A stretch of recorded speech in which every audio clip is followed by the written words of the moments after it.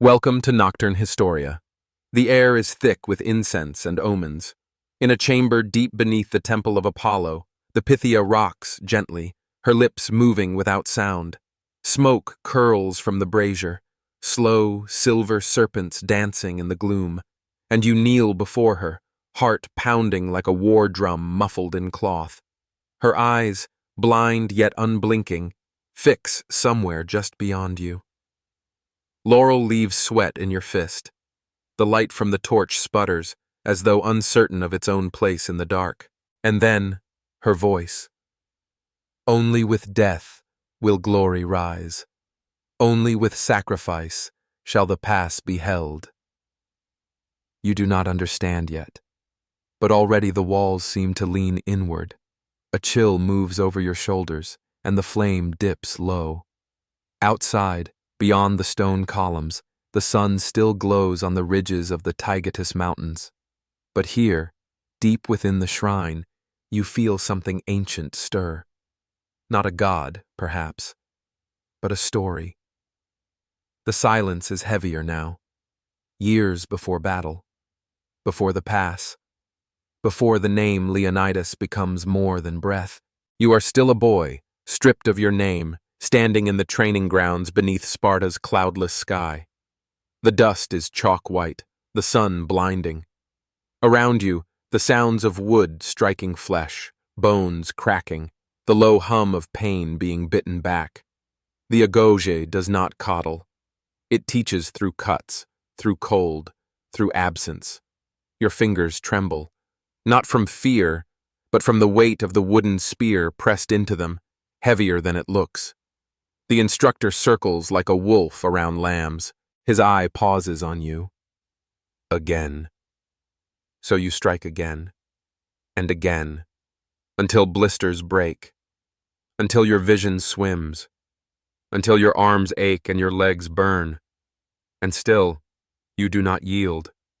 You are being sculpted, pared down to only what endures. They do not teach you to kill. They teach you to survive until killing becomes the only option left. Night falls in crimson. You huddle beside the others, bodies barely covered in thin cloaks, backs to the wind. Hunger scrapes inside your ribs like a dull stone. Above, stars flare, cold and ancient. You count them like scars waiting to form. A lion's pelt is passed between the boys. The strongest wears it only in sleep. A tradition, not for warmth, but for dreaming. Tonight, it is your turn. You do not know why.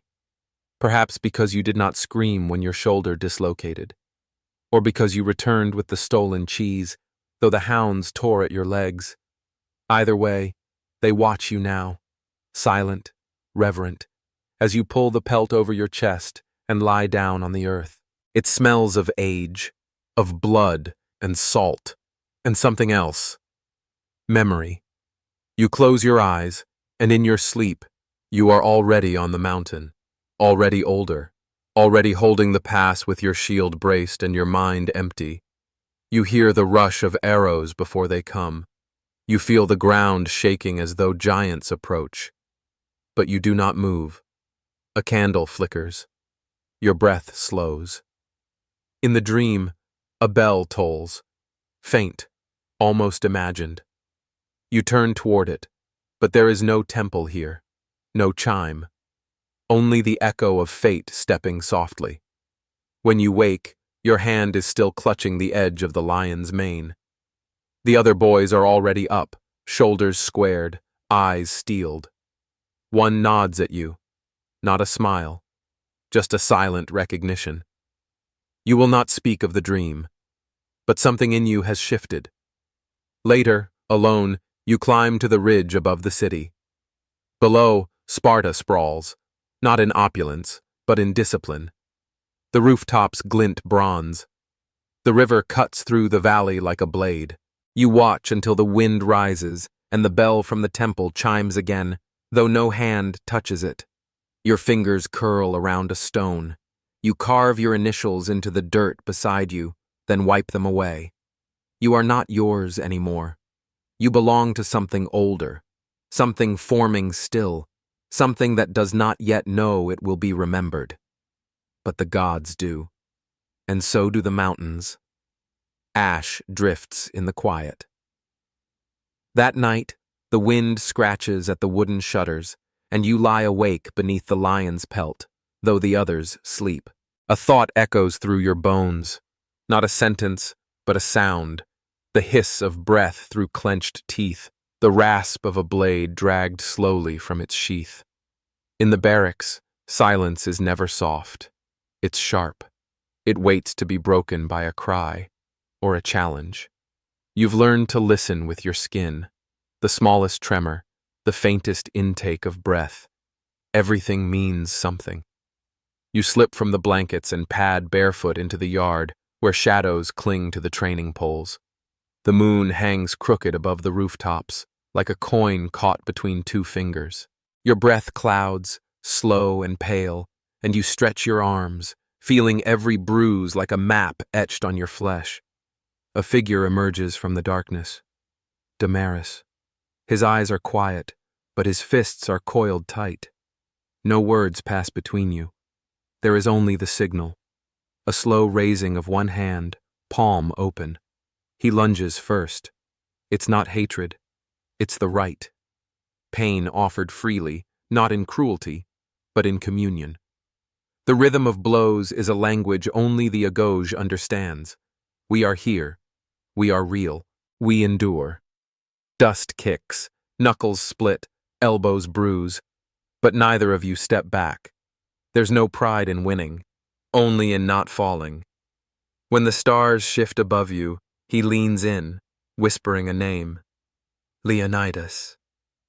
It's the first time you hear it spoken with awe, not as a king, not as a myth, but as a man who once bled in the dust just as you do now. He was here, too. Fists scraped raw, eyes stinging from sweat. He was one of you. You pass another closed door.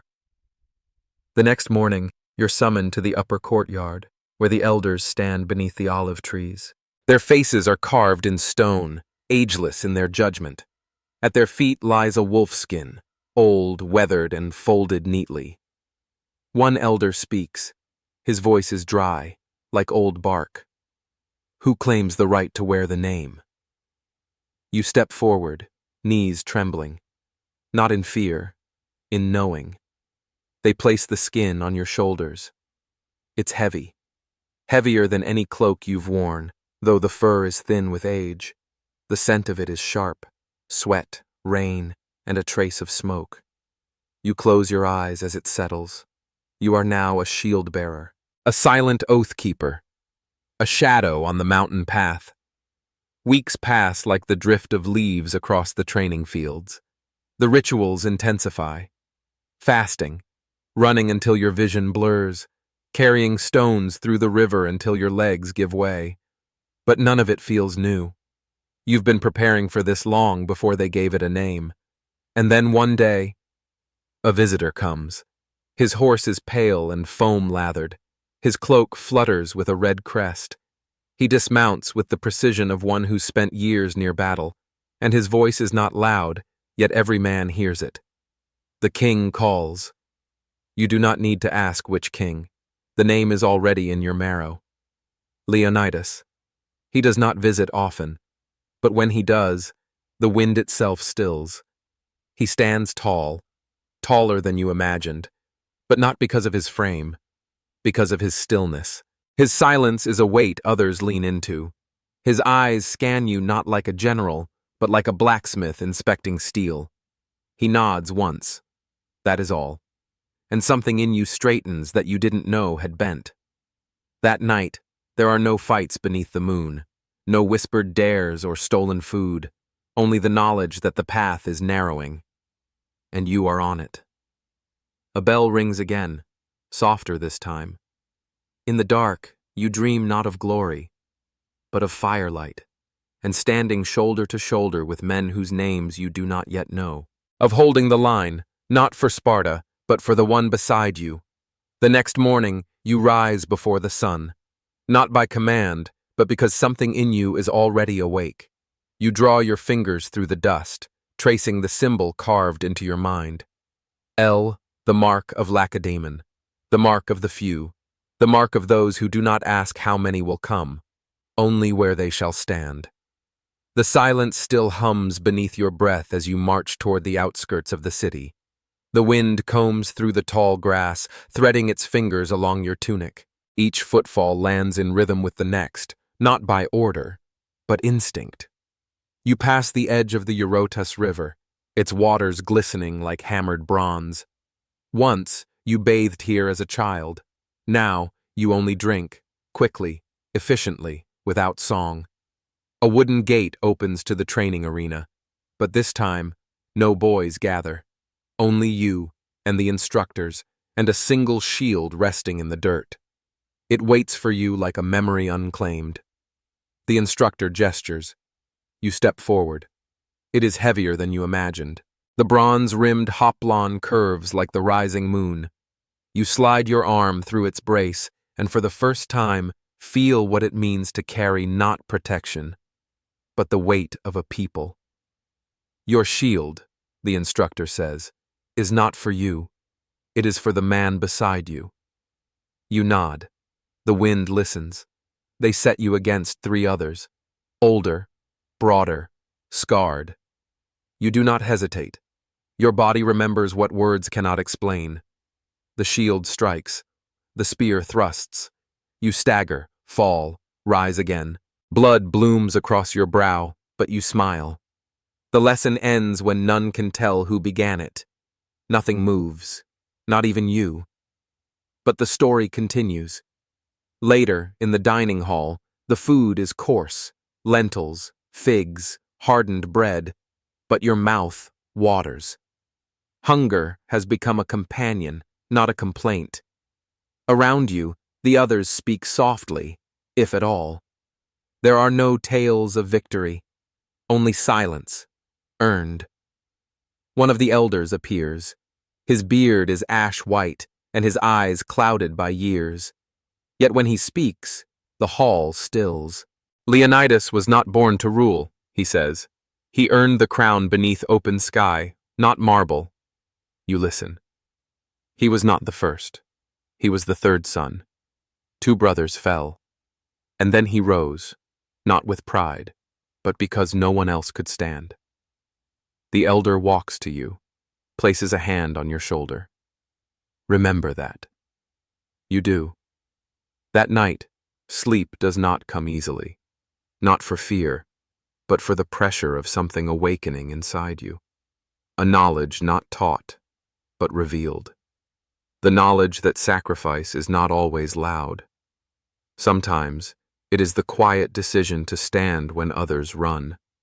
You rise before the dawn and climb to the hill where the statues wait, figures carved in stone, worn smooth by time. You walk between them, fingers brushing the names etched faintly at their base. One name halts you, Cleomenes. You know the story. The mad king, Leonidas's brother, fire in the head, death by his own hand. Not all legacies shine. Some flicker, like torches in wind. You kneel. The earth here smells of dust and time. Your heartbeat is loud in your ears, but your breath is steady. The sun breaches the horizon. You do not close your eyes. A candle flickers. Your breath slows. From this hill, Sparta appears small. A cluster of rooftops, smoke rising from hearths, the hum of morning markets. But beyond, the world stretches like a battlefield unrolled. And somewhere east, the Persians are stirring. Rumors reach even your camp. A king who calls himself divine. Armies like rivers, armor like scales. Xerxes, he is not here. But the shadow of him lengthens even in your dreams. In the following days, you are taught how to stand in the phalanx, not as a man, but as a wall. Your shield locks to the one beside you. Your spear points not at a face, but at a force. You learn to trust not your instincts, but the silence of the group. The instructors strike at random, from behind, from the side, through fire. You do not flinch. Neither do the others. You move as one. You breathe as one. You are becoming a shape larger than yourself. At night, there are no stars, only cloud, and the soft hiss of wind over tile. You dream again of the shield wall. This time, it breaks. You fall through a scream you cannot hear, but wake before the end. In the dark, you whisper the name you've never spoken aloud. Leonidas. Not as a hope, as a vow. You pass another closed door. This one leads not to a room, but to a wide colonnade where the mountain air runs cold along your skin. From here, the rooftops of Sparta glow faintly below, as if remembering firelight long extinguished. Leonidas is there. He stands at the edge of the terrace, framed by sky, his cloak rippling like a tide of red. He does not turn to face you. He doesn't need to. His stillness speaks. You approach without words, your sandals clicking softly against the stone. When you reach his side, he glances down, not at you, but at the city beneath.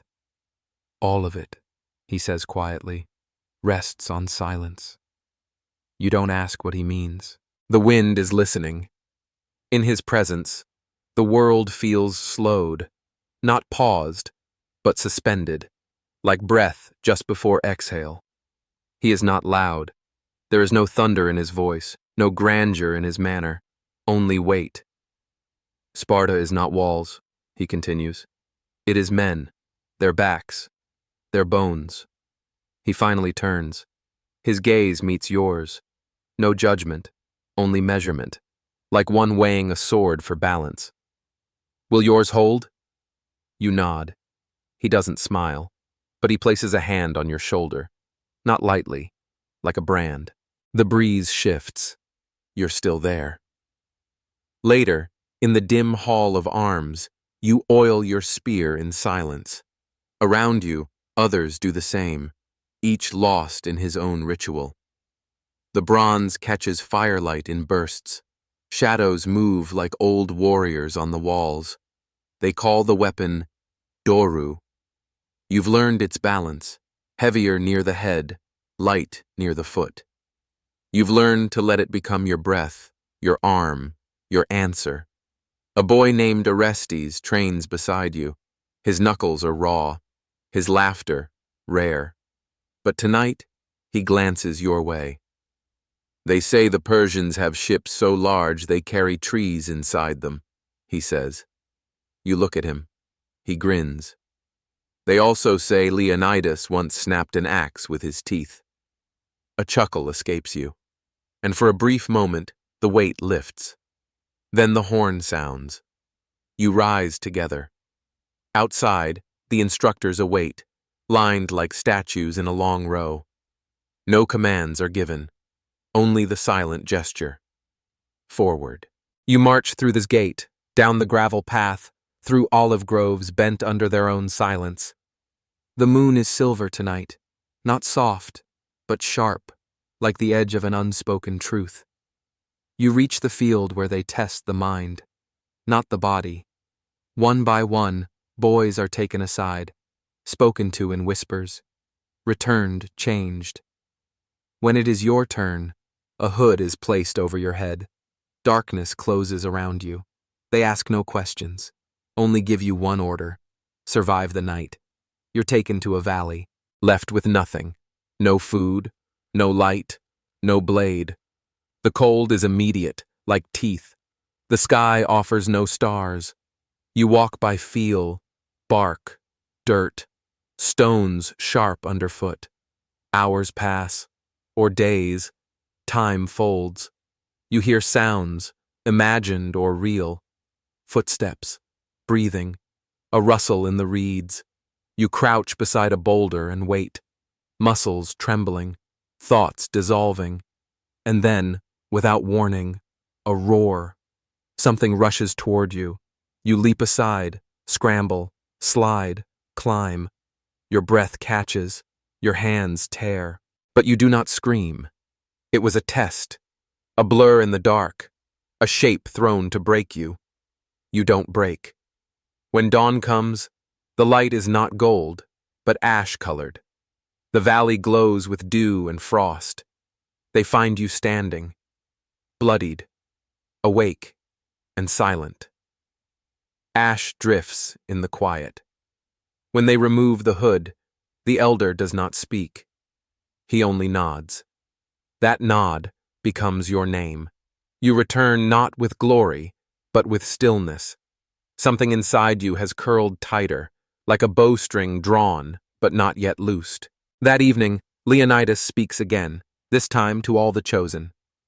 The Persians are coming, he says simply, and we will meet them where the world narrows.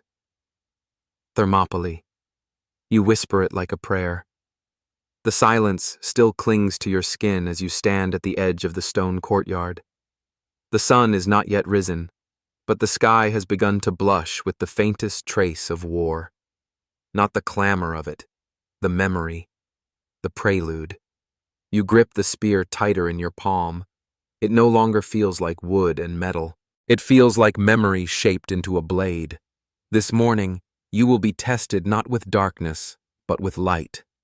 The instructors gather in a wide ring, each bearing the red cloak of battle. Not the draped ones worn in ceremony, but threadbare, heavy with dust and time. They hand one to you. You unfold it slowly. It smells of sweat, smoke, and the iron tang of old blood. You place it across your shoulders. It clings like heat. No words are spoken. You are to fight.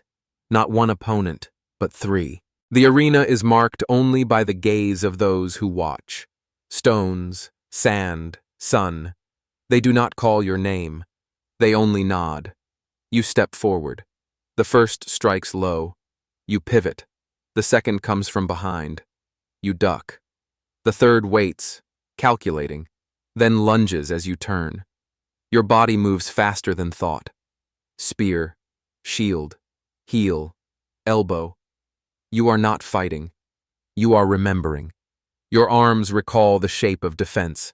Your shoulders the weight of resistance. Dust rises in small clouds beneath your sandals. Sweat rolls down your spine. But you do not fall. You do not yield. And when the last one pauses, breathing hard, you raise your spear not in triumph, but stillness. The instructors nod. You are chosen. You almost forget this isn't a memory. Later, as the sun climbs high above the temple roofs, you walk the sacred path, a single white trail of stones leading to the heart of the old Spartan forge.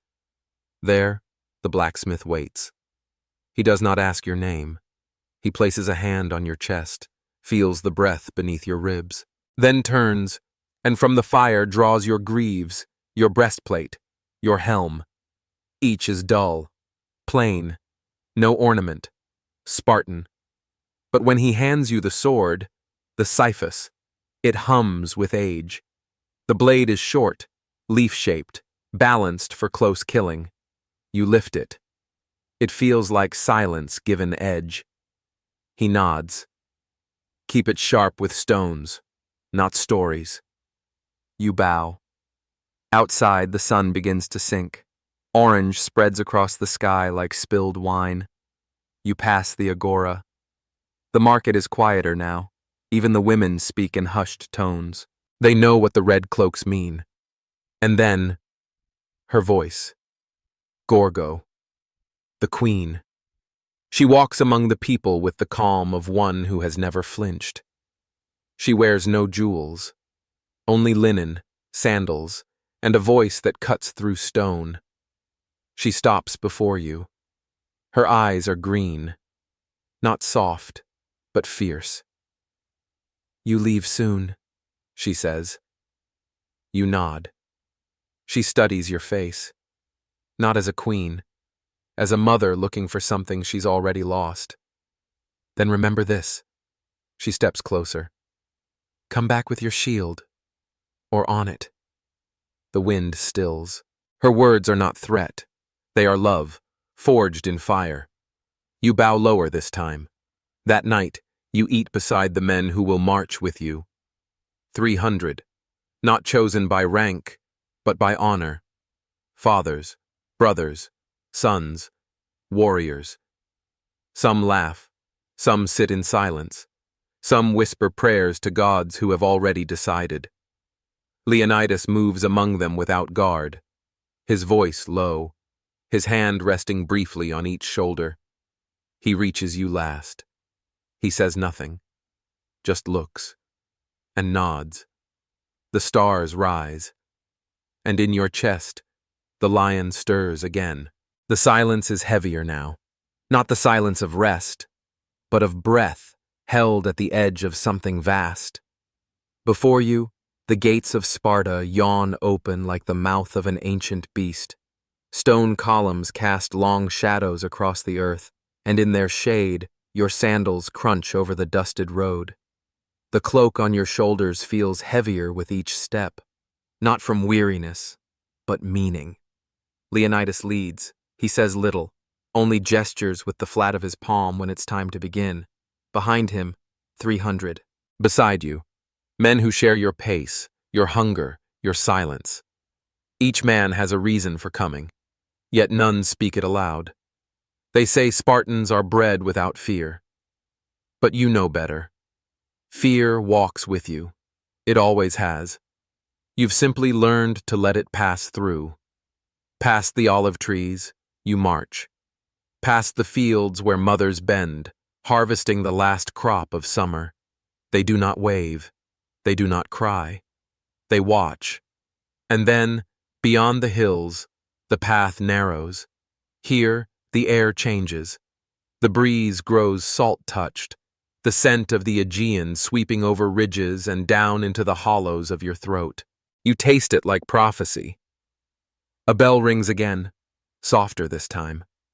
Along the road, others gather. Arcadians, Thespians. A scattering of allies, their armor gleaming less, their formations looser, but their eyes locked forward. One approaches Leonidas. His name is Diores, a captain of Plataea. He sizes your king like a man does a legend. 300? He asks. You've brought few. Leonidas's voice does not rise. I've brought men who have sons. Diores doesn't smile, but he steps aside. The march continues. That evening, you camp beside the cliffs. Thermopylae lies just ahead, the hot gates, where sea and mountain meet in a chokehold of rock and vapor. The fires are few, small, carefully shielded from sight. You sit beside Orestes, who sharpens his blade without looking up. They say Xerxes has thousands, he murmurs, tens of thousands, that he feeds them honey and wine, that their shields shimmer like glass. You do not answer. You only place your hand flat on the earth, feeling its quiet tremble. Far below, waves kiss the stone shore with restless rhythm. In the distance, torches flicker on the pass. Persian scouts, perhaps, or ghosts. You lie down, back to the cold. Stars pin the sky. You count them again, not like a boy this time, but a witness. Each light a name you may not return to speak. A candle flickers. Your breath slows. In sleep, you dream not of battle, but of footsteps. Yours. Alone. Walking across an endless plain. The wind calls you forward, and a lion's roar echoes faintly behind. When morning breaks, the sun is red, not gold. A soldier beside you mutters, an omen. Another replies, every dawn is. Leonidas stands already dressed. His cloak is still, his spear planted upright beside him like a promise. He turns to the men. We make our stand here, he says. That is all. No speeches, no rallying cries. Only presence. You grip your spear. You feel the heat rising beneath your feet, the name of the place seeping into your blood. Thermopylae, the hot gates, where breath becomes legacy. You pass another closed door, not of wood or stone, but time, the kind that only opens once. Thermopylae looms before you, not a fortress, not a city, a narrow throat of land, one road between mountain and sea where even gods must move single file. The cliffs rise like teeth on one side, the waves crash like heartbeats on the other, and in between, earth, ash, and fate. You step onto the pass. The ground here is not soft. It remembers. Already your sandals strike dust layered with the bones of old wars. The sun is higher now, not gentle. It bears down. Each glint on your shield feels like a whisper. Be ready. Leonidas walks alone for a moment, eyes scanning the ridges, ears tuned to wind. You watch him kneel and press his palm to the dirt, not to test it, to greet it. A Thespian soldier mutters behind you, "It's too open," but a Spartan near him replies, "It's perfect." You understand. You all do. In narrowness, strength becomes unity. Here, 10,000 Persians cannot surround. They must funnel. They must bleed one by one. You take your place in the line, shield to shield, bronze to bronze. The sun climbs. Sweat beads beneath your helm. Your fingers twitch along the spear shaft, not from fear, but readiness. The silence is heavier now. From the eastern path, dust rises, a dark smear across the horizon. The first sign of them. Scouts return. They confirm it. Cavalry, infantry, archers. Banners bearing the Eye of Persia, the winged lion, the golden throne, and behind them, still days away, the king who calls himself God, Xerxes. No one speaks his name aloud, but it lives in the corners of your throat. That night, the fires are few again. You sit in a half circle with others. Leonidas joins you. He doesn't tower. He settles, like stone against your spine. There will be messengers, he says quietly. Offers, promises. He looks to the fire. They will ask for earth, for water, symbols of surrender. He tosses a handful of dust into the flames. They will get smoke. You do not cheer. Spartans do not cheer. But something roots deeper inside your chest. Orestes shifts beside you. Do you believe we'll hold them? You think. Then answer, we'll hold what matters. The sea breathes just beyond. You sleep lightly. The ground feels different now. Not foreign, but familiar, as if it's waiting for the shape of your body. In dream, you see a torch burning on the pass, and your hand reaching toward it. Not to carry it, to become it. Ash drifts in the quiet. At dawn, scouts report movement. Persian envoys approach, robed, golden, mounted on horses that prance like dancers. Leonidas stands to greet them. You watch from the line. The envoy dismounts. He bows, but not deeply. His words are smooth. Xerxes offers peace, land, titles, safety, if you lay down your arms. Leonidas listens, his expression unmoved. His reply is soft. Come and take them. You do not cheer, but your grip tightens on your spear. The envoys retreat. The wind rises, and in it, you hear something ancient stirring. Not a god, but a reckoning. You will not run. You will not yield. You will become the wall. That night, the moon refuses to shine. Clouds drift low and thick over the pass, cloaking Thermopylae in a quiet that feels more like a breath held too long. You lie on your back beneath the dark canopy, your red cloak pulled up to your jaw, listening to the slow rhythm of waves crashing against the stone shore. You don't sleep. No one truly does. You close your eyes only to hear better. And then, faint hoofbeats. You sit up. Others stir. A low whistle moves down the Spartan line, not alarm, but attention. A rider appears, dust clinging to his legs, horse lathered and wide-eyed. He dismounts before Leonidas and drops to one knee. They're near. Leonidas doesn't ask how many, doesn't blink. He nods once.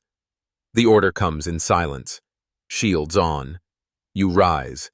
your breath already deepening, slowing.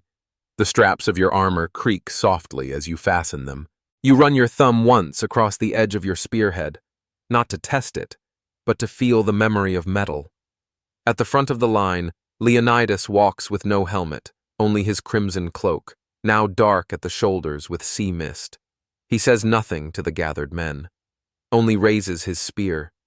You form the phalanx, shield to shield. You hear them before you see them, the enemy. A pulse, a rustle, a ripple of armor, and then torches bloom on the road like fireflies in reverse. Gold, orange, red, thousands. Drums begin, not fast, but slow, deliberate. A war rhythm meant to bend the mind before the sword. You do not bend.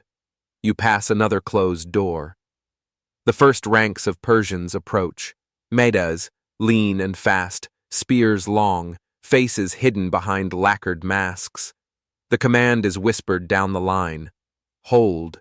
You feel your heartbeat in your fingertips, in your knees, in the back of your throat. Hold. And then they charge. They scream. You do not.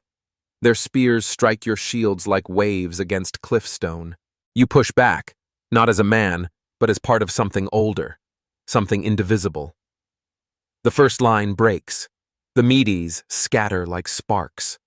Another wave. They come again, louder this time, desperate, faster.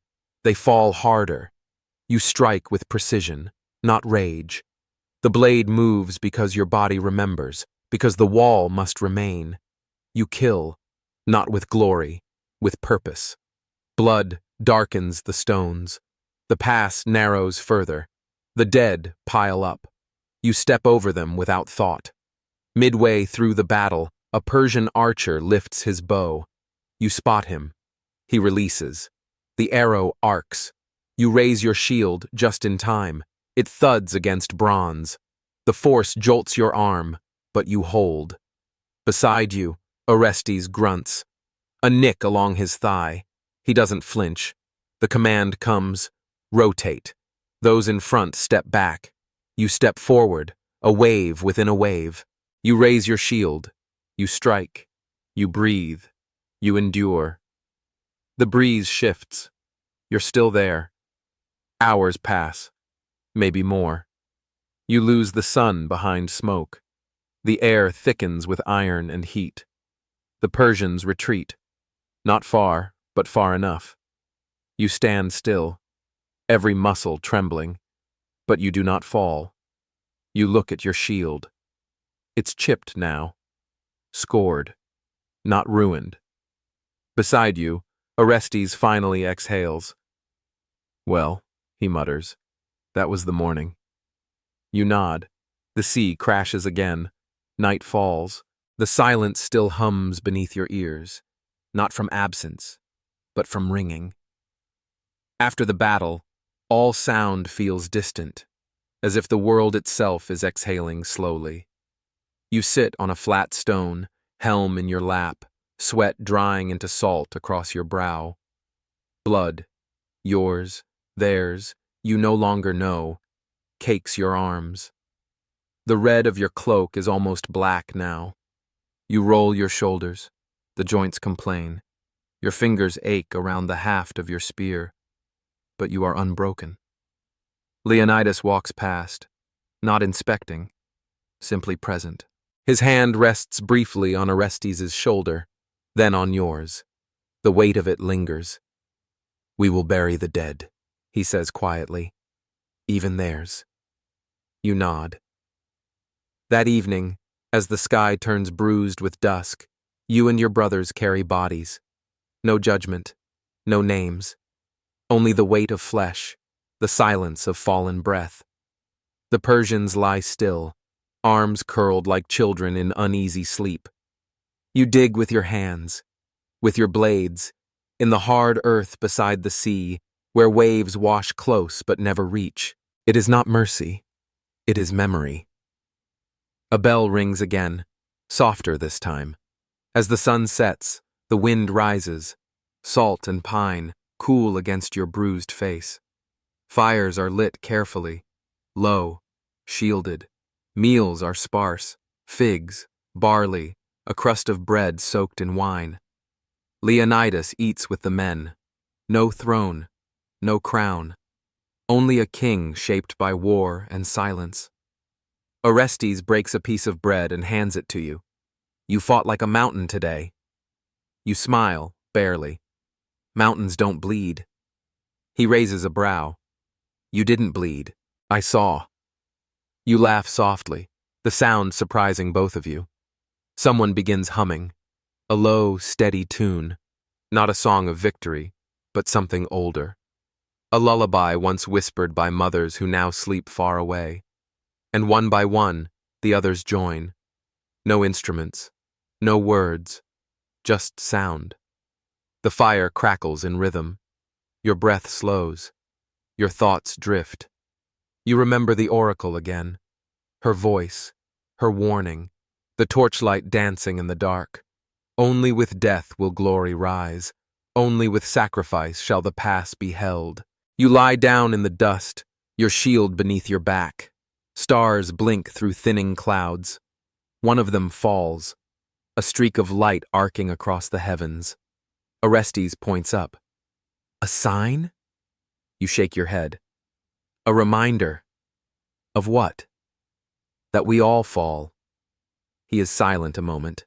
Then, maybe, but not like this. You almost forget this isn't a memory. Far off, horns echo. Persian horns. Low, distant, trembling the bones beneath your ear. They're coming again. Not tomorrow. Tonight. You rise. Every joint protests, but obeys. You tighten your armor. Wipe the blade of your cyphus. Leonidas moves among you again, the shadow of a torch flickering across his brow. He speaks only once. This is why we came. And you know he doesn't mean to die. He means to endure, to shape the very air with defiance. You line up once more. Spear forward, shield to shield. The stars look down, unchanged. The mountain holds its breath. The sea waits for blood. And you are still here. That night, the pass feels smaller. Not in space, in time. As if history itself has pressed closer to watch. You stand once more in the shield wall. The moon peers through thin clouds, pale and quiet, like a face glimpsed through silk. The sea murmurs behind you. Before you, darkness, shifting. Footsteps, shuffling. The sound of thousands preparing to test the narrow throat of stone. The Persians return. This time, not the Medes, not the eager. Now come the immortals, elite, robed in black, gold-threaded sashes. Silent, masks smooth as bone. They move like smoke. But you are the fire that waits. Leonidas gives the nod. No horns, no cries. Just the lift of a hand. And the wall moves. Your spear meets flesh. You twist. Duck. Shield up. Advance. They are faster. But you are rooted. Their blades glint. But yours bite. They fight to overwhelm. You fight to remain. One immortal charges. You block, pivot, drive your Siphos up beneath his ribs. His breath hisses against your cheek. You hold his weight as he drops, easing him to earth. Another follows, then another. Still, the line holds. Still, the mountain hears no cry of retreat. Ash drifts in the quiet. You fall back in rotation, breath heaving, blood slick on your arms. The second row takes your place. You lean against the cliffside, not to rest, to listen. Orestes joins you, face cut, but standing. They're not gods, he says.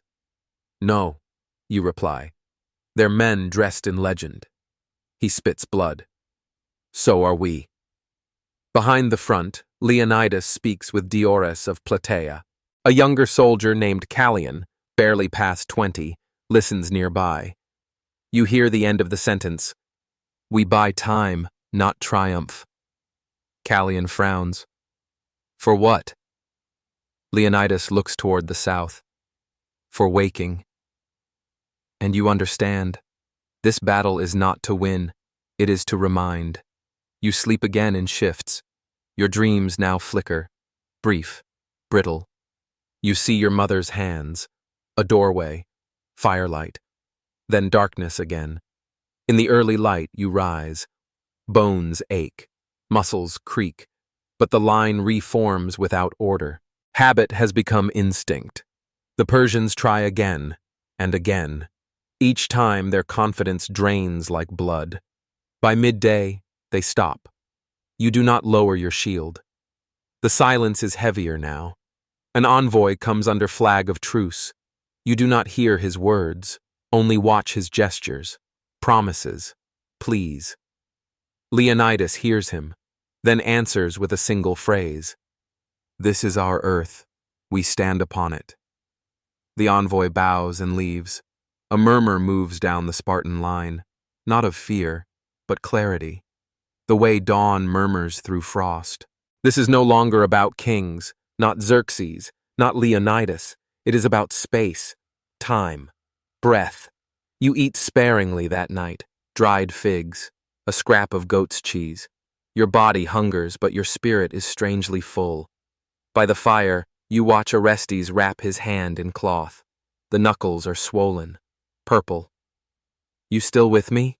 You ask. He nods. Until the cliff takes me. He looks at you. You? You meet his eyes. Until the story forgets to end. He laughs, not loud, but honest. The stars are clear now, crisp and unblinking. You lie back, shield beneath you once more. The red cloak pulled high. The mountain looms above. The sea sighs below. And in between, you, still standing, still waiting, still burning. The silence still hums, not because it's empty, but because it is full. Full of breath, of waiting, of the soft sound of shields shifting just slightly in tired arms. Morning at Thermopylae begins with no sunrise, only light, creeping pale and blue across the pass. The Persians have withdrawn for the night, but not far. You know they wait just beyond the ridgeline, gathering again, sharpening again. You stretch your limbs carefully. Every joint protests. Bruises bloom like ink beneath your skin, but none have broken you. You feel each wound as a memory, not of pain, but of passage. Beside you, Orestes stirs. His bandages are darker now. He doesn't mention it. Leonidas stands already at the front, his red cloak lifted in the sea wind. He says nothing.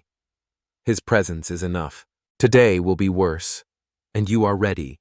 You pass another closed door. By midday, they come again. This time, not masked immortals, but sheer mass, waves upon waves. Archers, footmen, more than you can count, but numbers do not matter here. The mountain does not move, and neither do you. The phalanx holds. Your shield locks with your brothers. You strike when they reach. You press when they stagger. You yield not a step. Blades scream. Bones crack. The pass grows slick with the dead. Time becomes rhythm. Block. Step. Strike. Shield. Push. Breathe. You begin to lose the names of the fallen, not because you forget, but because they have become part of you. One wall, one heartbeat. In the chaos, you see Orestes go down, not broken, tangled beneath a Persian's weight. You lunge, drag him back, raise your shield. He coughs, blood, but he grins. Told you, he gasps. Not like this. You laugh, once, short, then return to the line. A candle flickers. Your breath slows. Hours pass. The Persians retreat again. Fewer now, less sure. The mountain has become their enemy. The Thespians, shoulder to shoulder with your kind, bear wounds just as deep. One of them, Nicandros, presses a torn cloth to his leg and nods your way. We'll hold tomorrow too, he mutters. You nod. No need to promise, only to remain. That night, you gather in tighter circles. Fires flicker like fading stars. You eat little, speak less. Leonidas walks among you. This time he speaks. I chose you, he says, not because you wished to die, but because you lived without fear of doing so. His gaze sweeps over the circle. Do not measure your lives by days left. Measure by the shape of your stand.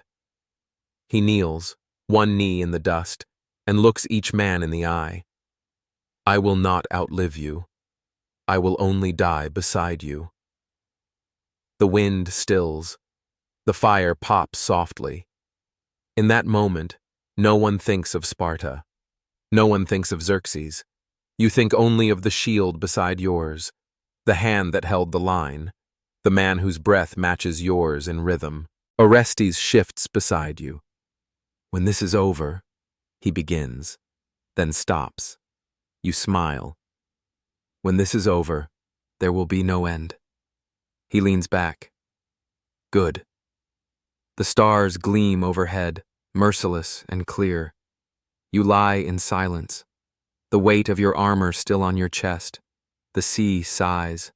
The cliff looms. The earth remembers. And you are still here. The silence is heavier now. It drapes over the pass like a shroud, not of mourning, but of decision. The kind made long before dawn, long before the first blade met flesh. You rise before the others. Your breath clouds faintly in the chill, and dew clings to the rim of your shield. The earth beneath your feet is cold, damp, still red in places where blood refused to fade. Orestes still sleeps. His head rests against the curve of his shield. A soldier, even in his dreams. You look toward the east. The sea is flat. The sky is uncolored. A world held in pause. Today, they will come again. And today, you will be ready again. You pass another closed door. The scouts return with hurried steps. They're shifting, one says. New banners, a new front. Leonidas listens, says nothing, then nods. You form the line once more. The rhythm has become your spine, shield to shield, spear angled like a forest bracing for storm. This time the Persians do not rush. They send archers first. You lift your shield. The sound comes like rain, a sudden hiss, then thumps of iron and wood biting bronze and bone. You feel the impact ripple down your arm. Hear the grunt of pain 3 bodies down, but you do not move. Another volley, then a charge. They come fast, reckless, perhaps desperate, or ordered by a king far too distant to bleed. You meet them, not with rage, but with resolve. The wall holds, until it doesn't. A break forms on the left. A Thespian falls. Another stumbles. The line bends. You surge forward, shoulder first, crashing into the breach. Your shield slams against a Persian's ribs. Your Siphus sings once, then again. Orestes is there, eyes wild, blood across his jaw. Close it, he shouts. You push together. The line reforms. A scar, but not a wound. A bell rings again, softer this time. They retreat again. You breathe. You taste metal and smoke. Among the fallen, you find the Thespian who had broken, Nicandros. He's still alive, barely. You kneel beside him. His voice is ragged. Did we hold? You nod. We did. His eyes soften. Then that's enough. You stay with him until his breath stops. That night the fires burn lower, the food runs thinner. You chew slowly, not for taste, but to feel that you still can. Leonidas calls the leaders together. You are not among them, but you watch from the shadows. His face is grave, still, lit only by the small flame between them. Then, Gorgo's letter is read. She writes, "When they ask what became of the 300, tell them they stood." A pause. No words follow. None are needed. You return to your spot by the cliff's edge. Sit beside Orestes. You pass him the last of your bread. He doesn't eat it, just holds it. "Do you think Sparta will remember?" he asks. You look at him. No. His brow furrows. You finish. "Sparta will not need to remember. The world will." The breeze shifts. You're still there. A scout arrives in the dark, breathless. He whispers to the captains. Heads turn. Eyes widen. The news moves in ripples. Ephialtes. A name. A betrayal. There is another path. Above the cliffs. Behind the pass. A way to encircle. Xerxes knows. Leonidas stands. His voice calm, yet unshakable. "Prepare for the last dawn." You do not ask what that means. You already know. But you do not fear it. The mountain is quiet. The sea still listens. And you lie down beside your shield one more time. Eyes open. Waiting. The silence still hums. But now, it has an edge. It is not the silence of waiting. It is the silence just before the blade falls. You awaken before dawn. No one calls for you. There are no horns, no commands. But every man rises the same, as if the wind itself whispered, "Now." Orestes tightens the leather over his forearm. He does not speak. You help him with the knot. His fingers are stiff. The fire has died to glowing embers. The light they cast dances across faces you know, and some you never learned the names of. But today, all of you are one name, one breath. Leonidas stands before the line. This time he does speak. Ephialtes has led them. They will come from behind. The words do not fall like a curse, but like a tolling bell. He continues, "I will remain. Any man who wishes to leave may do so." No one moves. Not one. Even the Thespians. Even the Helots. You all remain, because leaving now would be leaving yourself behind. A candle flickers. Your breath slows. Leonidas nods. "Then we make the pass sacred." He looks up to the cliffs, then to the sea, then to you. Let them come. Let them say, "Here, free men stood."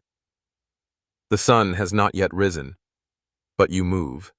Your spear is steady, your shield cracked but unyielding. The line forms tighter now, a ring, not a wall. You have become the gate, and then they arrive. Not as before, not in waves, but from both sides. From the front, 1,000 swords. From behind, the traitor's path. The trap has closed. But you do not panic. You do not beg. You move as one. The line turns, shifts, adjusts. Every gap filled, every shoulder braced. They crash into you, and the last battle begins. Ash drifts in the quiet. You strike, again and again. Your arm is numb, your vision blurred with sweat, your mouth filled with the copper of blood, but you do not fall. Orestes is beside you, his face cut, his breath ragged, but his shield is still raised. He grins through broken teeth. They still haven't learned.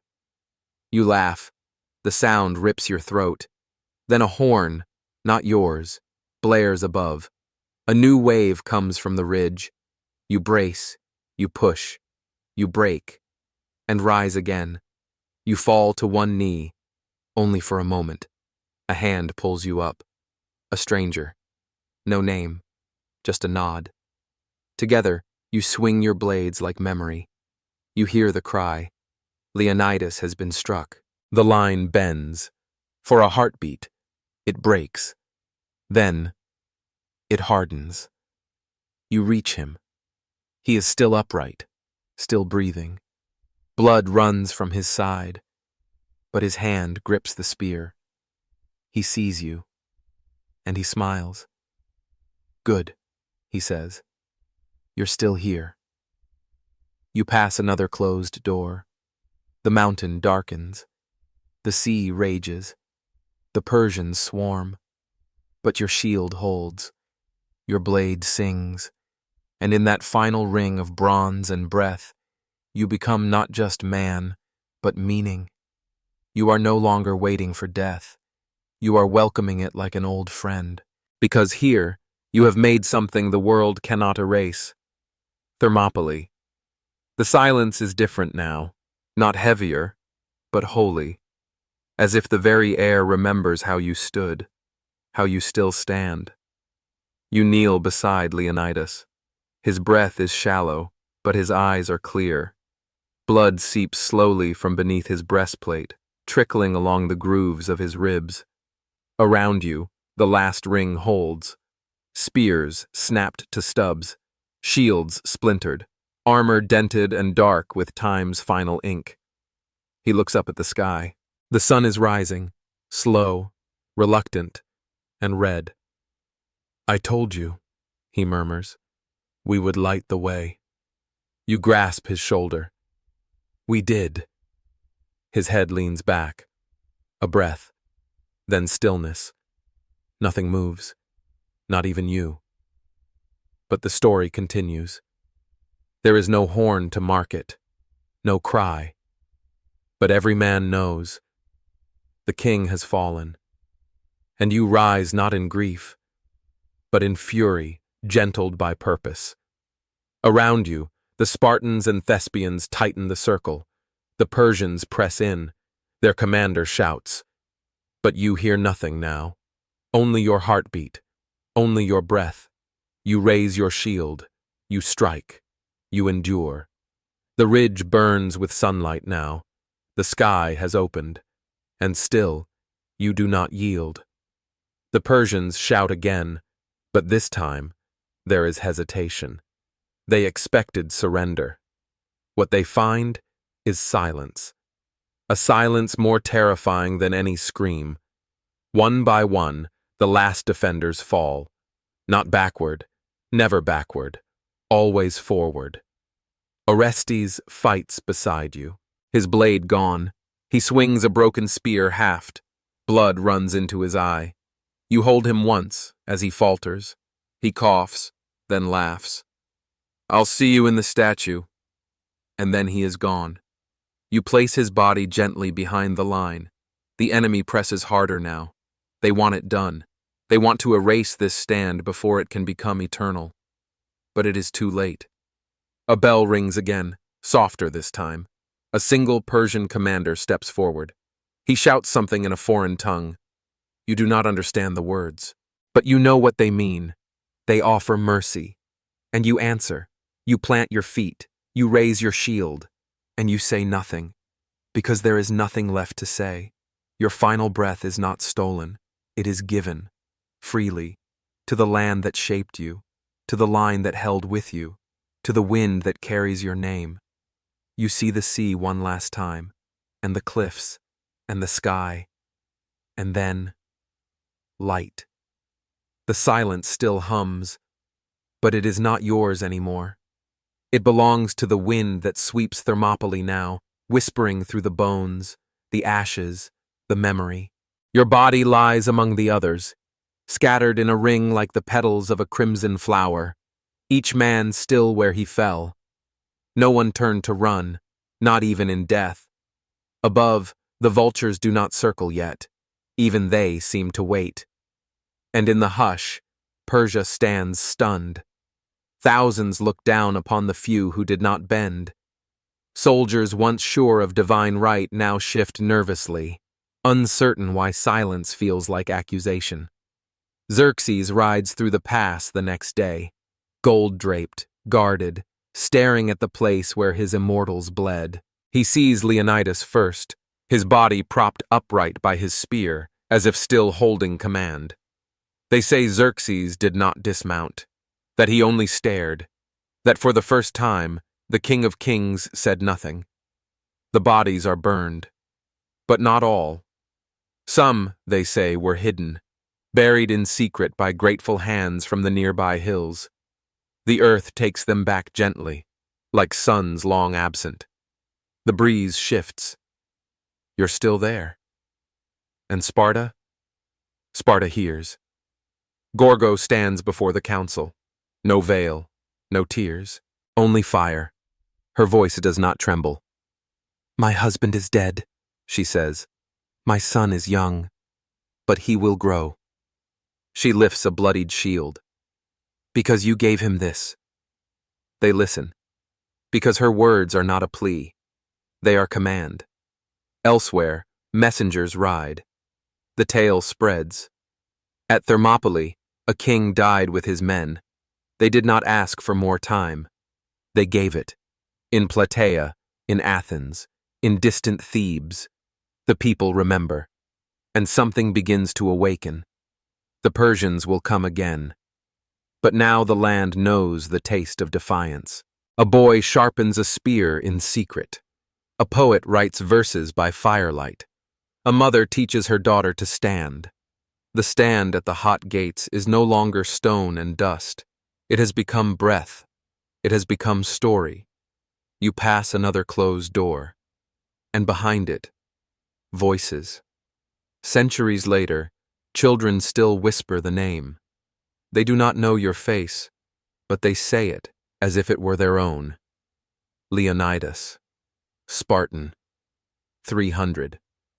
Your bones are long scattered, your shield cracked, your name perhaps never etched in any marble. But you are remembered in the way the mountain stands, unchanged, in the way the sea breathes, eternal, in the way the sun pauses over the pass, as if bowing. You died in darkness, but your flame never went out. The silence still hums, not from death, but from the echo of what stood. Thermopylae has been swept clean. The vultures have come and gone. The Persians, too. Only the cliffs remain, and the wind that remembers. But further south, Sparta breathes. You are no longer there. Your story lies behind, buried in the soil beneath 1,000 sandal prints. And yet, in the dusty gymnasium where boys train beneath a brutal sun, your name lingers in the cracks of the stone. A boy named Agator tightens his grip on a wooden spear. The instructor's voice booms like thunder. Again! He thrusts, wavers, corrects, again, again. His arms tremble, his breath catches, but he does not stop. The other boys glance toward him, not mocking, not pitying, just quiet recognition. They've all heard the story. 300 men, one pass, no retreat, no surrender. The instructor points to the ridge above the gymnasium, where a carved stone bears 3 simple lines. Stranger, tell the Lacedaemonians that we lie here, obedient to their laws. You almost forget this isn't a memory. In the temple square, Queen Gorgo walks beside her son, his small hand in hers. Her cloak whips in the wind, red as a wound not yet scabbed. "Why did he stay?" the boy asks. She looks at him, not down, across. Because he was needed. Even if it meant dying? She kneels. Her voice does not soften, especially if it meant dying. The boy nods once. A child's nod, but something hardens in it. From the steps, the priestess watches. Laurel leaves drift across her sandals. She whispers to no one. The line will hold. A bell rings again, softer this time. In the marketplace, a traveler speaks of the hot gates. He carries a scrap of torn red cloth. "I saw it myself," he says. "They did not kneel. Not one." A weaver nearby stops her shuttle. You lie. He places the cloth on her stall, the red faded, the edge scorched. They burned like lions. In Athens, poets sing new verses, not of gods, not of conquest, but of defiance in a narrow place. In Delphi, the oracle sits again in smoke. She does not speak, but a tear slips from her blind eye. Even the gods know. And in Persia, behind his gold-laced throne, Xerxes wakes sweating in the night. He sees no battle, only silence, only the shield wall that did not break. The silence is heavier now, and so Thermopylae becomes more than place. It becomes lesson. It becomes warning. It becomes mirror. Where men go not to win, but to show what winning truly means. You are gone. But each dawn that breaks over the pass carries your name in the wind.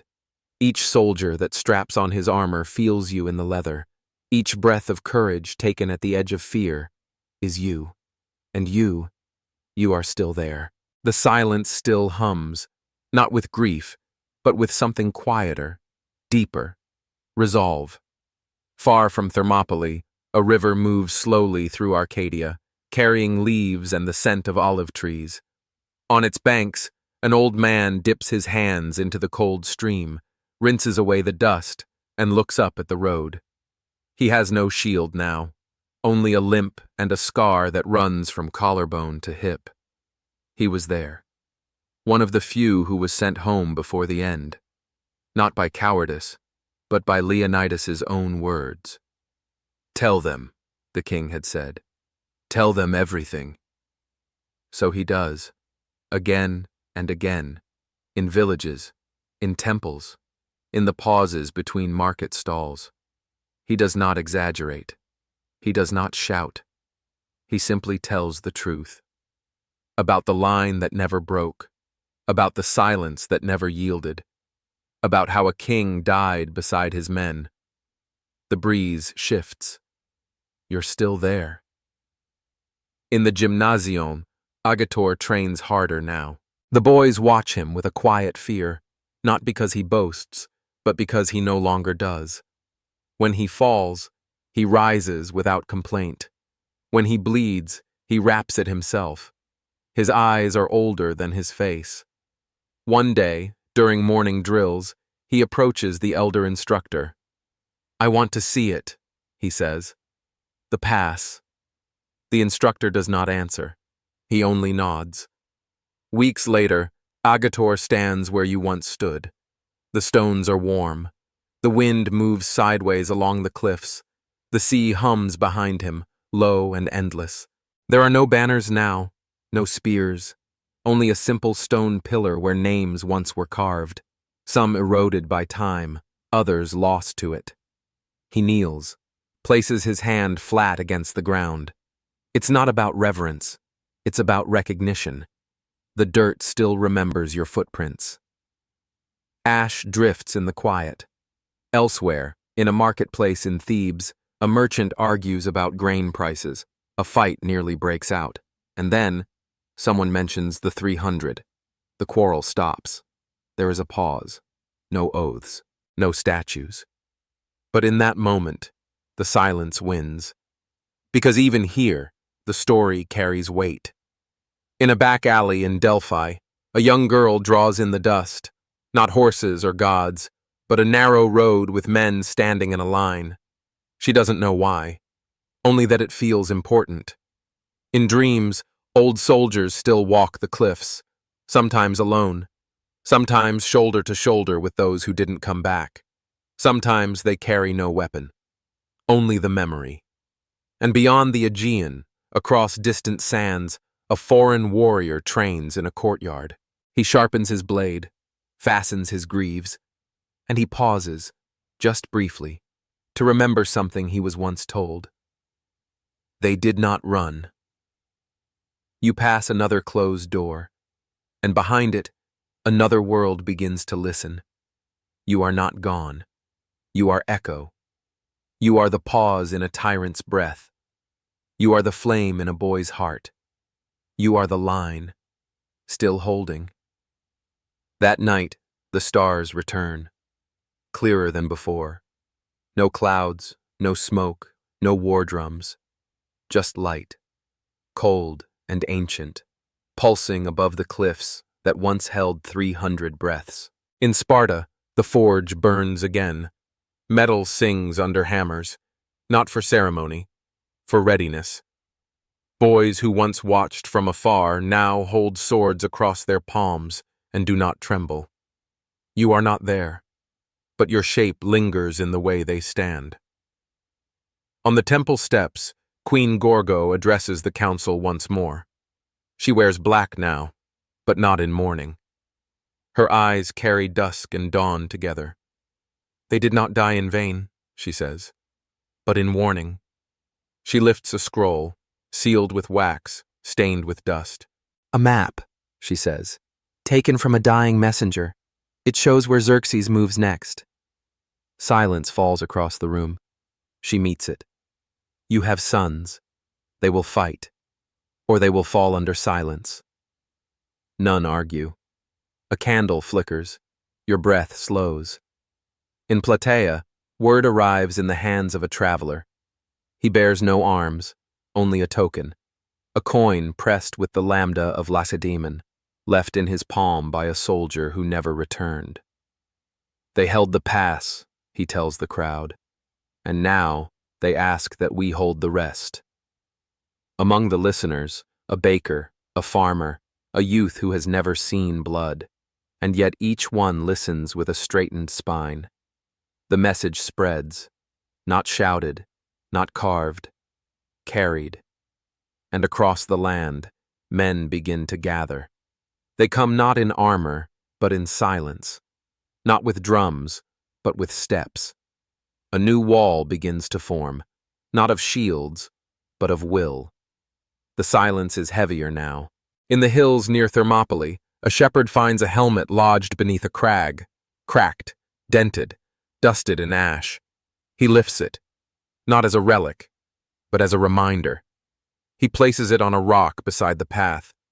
No inscription, no gold, just a shape left for the wind to speak through. And the wind does. At night, you hear it whisper your name.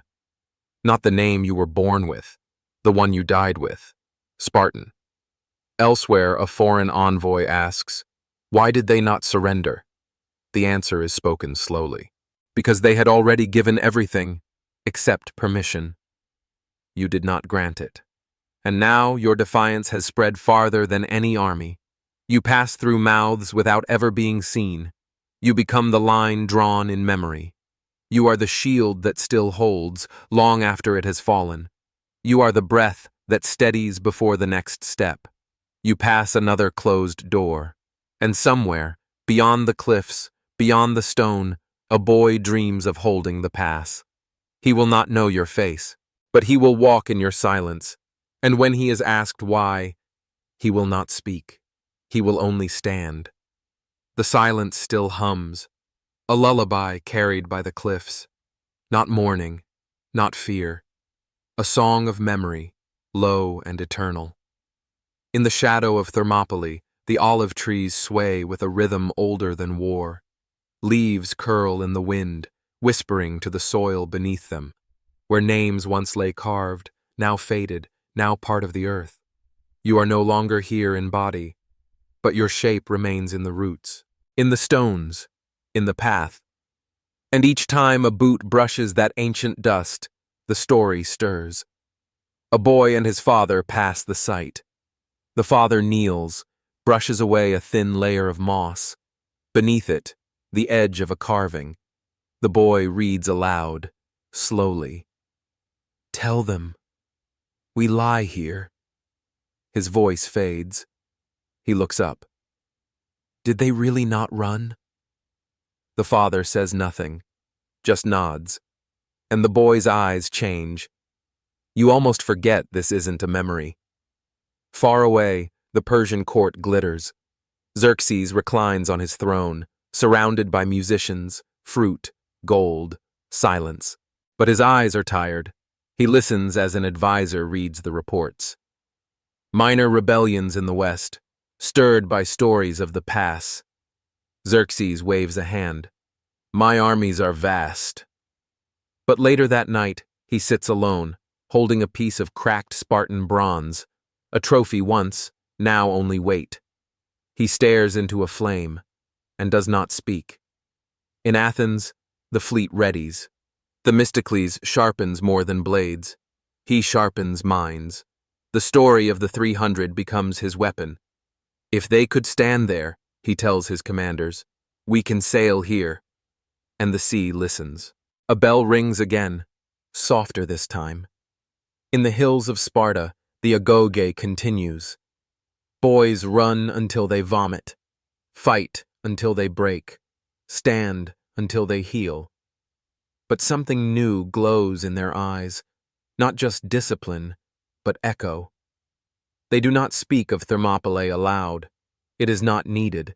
It is in their bruises, their silences, their rising. One boy carves a name into his shield's rim, Orestes. He does not know him, only that he was there. The line continues. The shield wall reforms, not in battle, in belief. The silence is heavier now. A wandering poet finds the pass one dusk. He walks alone, with only a lyre and a satchel of bread. He kneels where the cliff meets the sea. He sings no words, only a single note, held long, like breath before the charge. The wind carries it farther than he knows, into valleys, into dreams, into the hearts of those who never stood at Thermopylae, but carry it anyway. And you do not rest. You remain where the mountain tightens, where the fire flickered, where a shield once lifted in bloodied hands still waits to be lifted again. You are the door no enemy passed, the breath no tyrant could steal, the silence no sword could shatter. And when the wind rises, it carries the only truth Persia could never conquer. You stood. You pass another closed door. But this one is not in stone or wood. It is inside the mind of a man who survived. Dion, once a Spartan, now walks through fields of barley far from the mountain pass. Each morning he tends his crop. Each night he sits beside a fire and speaks to no one. He has not worn armor in years. Yet his back remains straight. His hands still move as if gripping a shield. His dreams still echo with the sound of bronze clashing against fate. He survived because Leonidas commanded it, sent back with message, with memory, with the weight of the line. He obeyed, not to escape death, but to carry it forward. The breeze shifts. You're still there. One afternoon, a stranger arrives, young, wide-eyed, wrapped in curiosity. Are you Dion? He does not nod, but he does not deny it. Tell me, the boy says, were you afraid? Dion's eyes move to the horizon, golden now, with late summer light, and he replies, yes. The boy leans forward. But you stood. He looks down. We didn't stand because we weren't afraid. We stood because we were. The boy is silent. Then Dion adds, courage is not the absence of fear. It is walking into it with your brothers beside you. He says no more. That night, the boy dreams of cliffs, of narrow paths, of the sound of shields locking into place. He has never been to Thermopylae, but now, in his mind, he has. Ash drifts in the quiet. Elsewhere, in a crowded agora, a statue is unveiled. Marble, weathered already by the sea air. Leonidas stands, spear raised, face etched not in victory, but resolve. At his feet, no inscription of conquest, only a phrase. Molon labe, come and take them. Crowds gather, some cheer, some weep, most simply stand, as if remembering something not seen but inherited. Among them, an old woman places a wreath at the statue's base. She whispers, I remember when he left. No one hears her, but the wind does. In Delphi, The oracle breathes smoke again. But now, no words come. Only a single tear that falls onto the stone. She does not need to speak. The prophecy has passed, and it came true. A bell rings again, softer this time. In a distant land, a soldier sharpens his blade.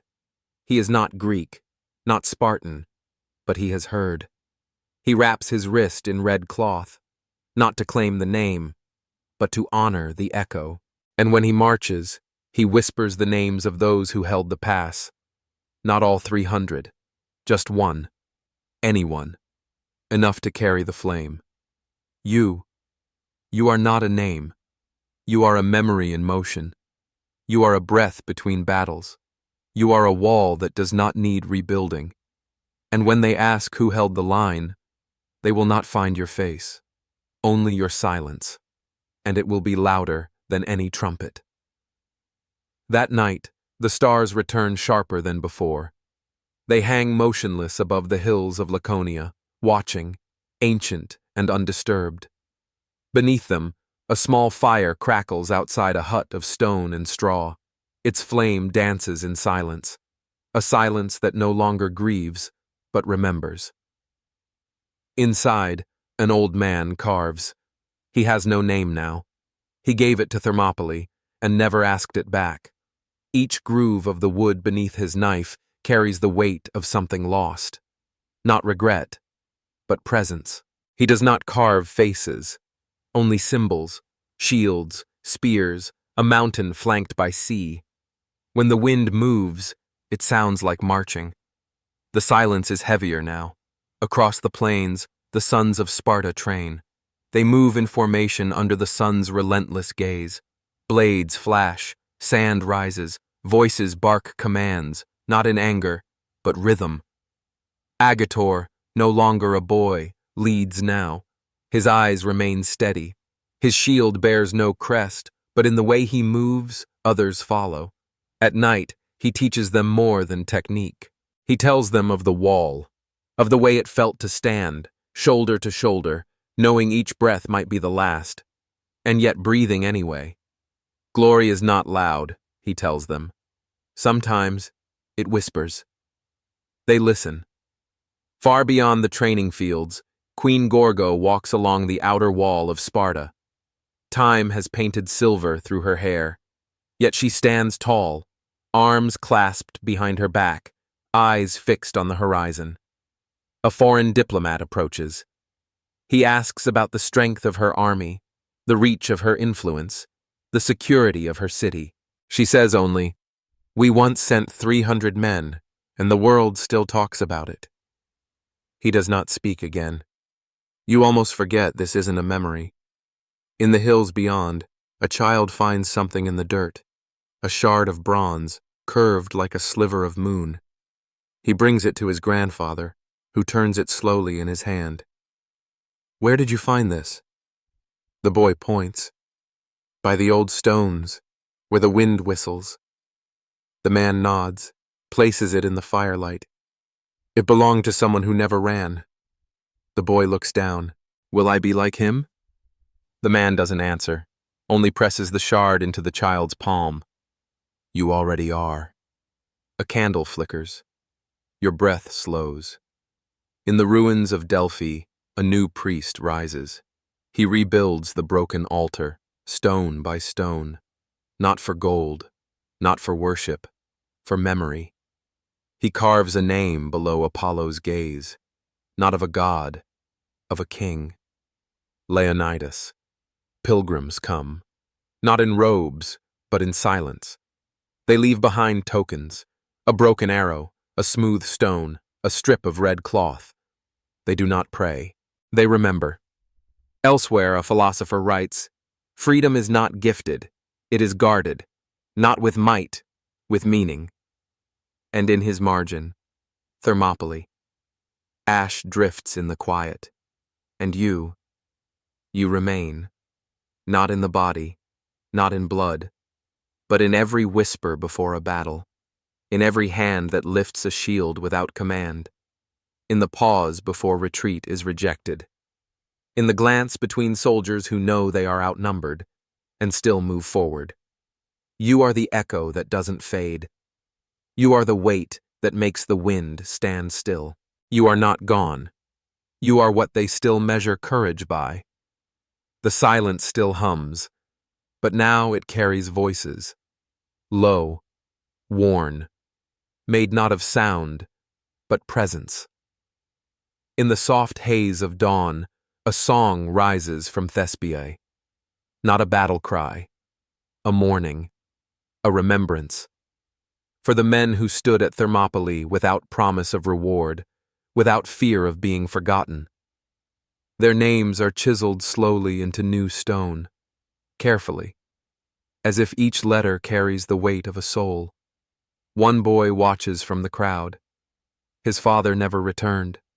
He places a sprig of thyme at the base of the monument, then walks away with his head held high. Because now, the silence says, they chose to stay. You pass another closed door. In Sparta, the eldest warriors gather beneath the eaves of the temple. They do not speak of battle, not anymore. They speak of holding, of remaining. They nod at each other more than they talk. Memory sits in the space between them. One lifts a cup of wine. To Leonidas. The others lift theirs. To the wall. To the line. To the story. Not one says to victory. That was never the point. The breeze shifts. You're still there. On the coast, a sailor rows past the cliffs where Thermopylae once screamed. Now, the sea laps gently at the rocks. The water carries no blood, only salt. But even now, his oar slows. He looks toward the mountain wall and removes his helm. His son asks, "Why do you stop?" The man replies, "Because this is where men taught the world what it means to stand." Further inland, a scribe copies names onto parchment. His hands are stained with ink, his eyes weary from candlelight. But when he writes Dienicus, he pauses. That name, the one who said, "Then we shall fight in the shade." He whispers the line aloud, as if the words might still carry across time. They do. A candle flickers. Your breath slows. In Athens, the assembly gathers to vote. War hangs in the air like a blade, and still they hesitate, until a man rises with a scroll, a list of the fallen. He reads them slowly, not dramatically, only truth. And one by one, heads begin to nod. No more speeches are needed. The vote is cast. And in the silence that follows, the war begins to turn. Elsewhere, an old soldier walks with a limp through a vineyard. Children run past him, laughing, chasing birds. One falls, scrapes a knee, cries. The old man kneels beside her. He wraps the cut in cloth. "You're strong," he says. "No, I'm not." He looks toward the ridge where clouds gather. "You are, even if you don't feel it." She doesn't understand, not yet. But she remembers. Ash drifts in the quiet. The mountain still stands. The sea still murmurs. And in the hollow where your shield once fell, flowers now grow. Not many, just enough. And when the wind passes over them, it sounds like your name. Not shouted, whispered, because shouting ends. But whispering lives. You are the whisper. You are the pause between retreat and resistance. You are the sound a dying fire makes just before it becomes smoke. And in that smoke, they remember, always. The silence still hums, but now it's not a hush of sorrow. It's the deep, steady breath before a legacy rises. In a quiet valley near Plataea, farmers gather for spring rites. There are no priests here, only soil-stained hands and simple offerings of barley and oil.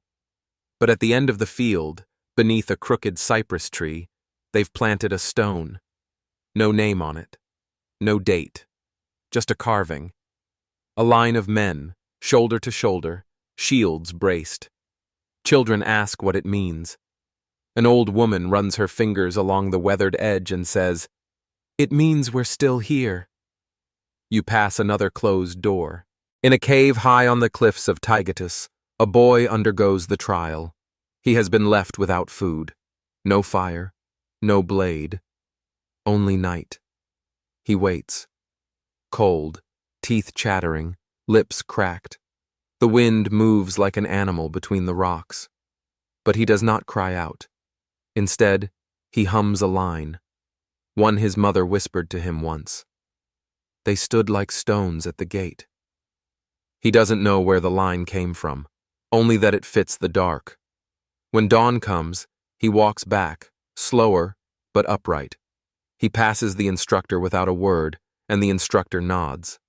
Another in the line. The breeze shifts. You're still there. In Athens, a sculptor etches the final lines into a monument, not for generals, but for silence. His hands are cracked. He has labored through storms, through illness, through grief. But this morning, the sun rises full and soft. He steps back. The figure's now finished. Leonidas at the center, flanked not by myth, but by men. Real, tired, unbowed. Their faces are not flawless. They are human.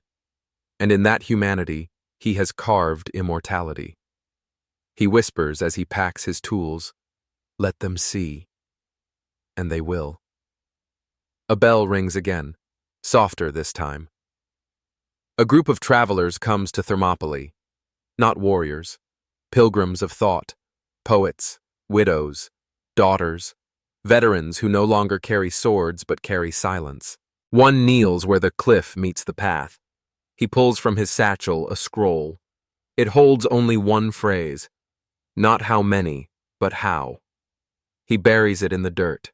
No monument needed. The earth will carry it. Across the sea in the halls of Persia, a historian writes of the Greeks. He is not kind, but he does not lie. They did not retreat, he records. They held, and they fell, and the king himself died among them. He sets his pen down, and for a moment he closes his eyes and sees the pass, not the faces, just the shape of the line, and he shivers. A candle flickers. Your breath slows.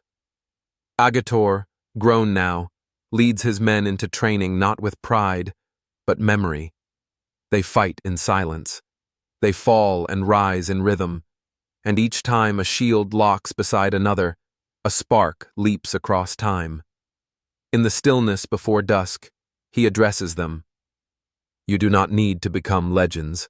You only need to hold your place. One nods. Another tightens the leather strap at his wrist. No one asks what for. They already know. The pass is not a place anymore. It is a choice. And each day, someone, somewhere, makes it. You are not buried. You are not gone. You are the mountain's breath. The silence before the answer. The path that narrows and demands. And when it asks, you answer. Still.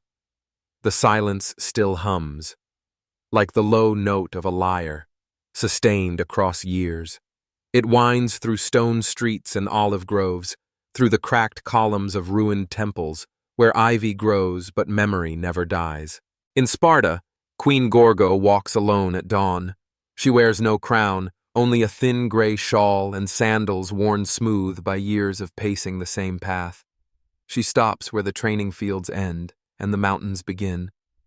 From here, the road to Thermopylae fades into mist. She kneels and presses her palm to the earth. My love, she whispers. They remember. And she smiles, not softly, but fiercely. The breeze shifts. You're still there. In the assembly hall of Athens, a general speaks to the new recruits. He is young, but in his eyes lingers a weight much older than he. They died not for glory, he says, but to buy us time. A murmur passes among the men. And we, he continues, we do not waste it. They raise their spears. Not high, just enough. enough to touch the air they purchased. In a village far from war, a mother tells her daughter a bedtime tale. No dragons, no gods, just a narrow road, a king, 300 men who did not leave. Were they brave? The daughter asks. The mother nods. They were afraid, but they stood anyway. A candle flickers. Your breath slows. At Thermopylae, there is no more smoke, no bones, only stone warmed by the sun. Agator returns there once each year, not as ritual, as remembrance. He brings no shield, no sword, just a small vial of oil. He pours it on the ground where Leonidas last stood and whispers, "We held." Then he sits beneath the pines and listens. The sea murmurs. The wind climbs the ridge, and for a moment it sounds like breath. Ash drifts in the quiet. A foreign trader walks the path one summer. He does not know the story. He sees only cliffs and sea, until he finds the plaque, the one worn by wind and time.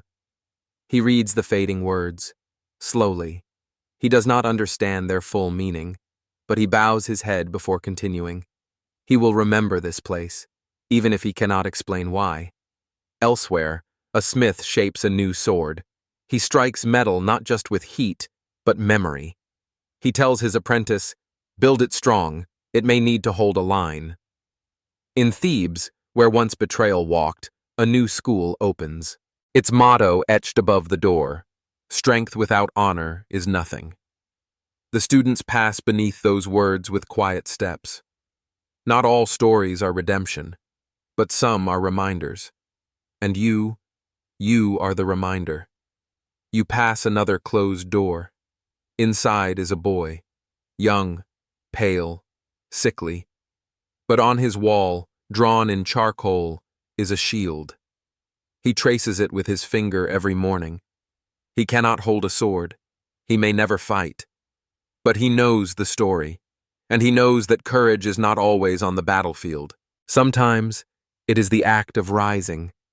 Again, even when no one sees. He whispers, "I will hold." And you, wherever you are, hear it. You are not dust. You are not echo. You are the stillness that precedes resistance. You are the mountain that leaned forward and said, "No further." You are not just remembered. You are carried. Still. The silence still hums. Quieter now, like the fading breath of a song sung long after the music has ended. But it lingers. Not because it must, because it's wanted. In the far east, along the dusty road to Sardis, a Persian soldier walks alone. His armor is tarnished, his blade dulled, but he carries something heavier than steel. Memory. He was there.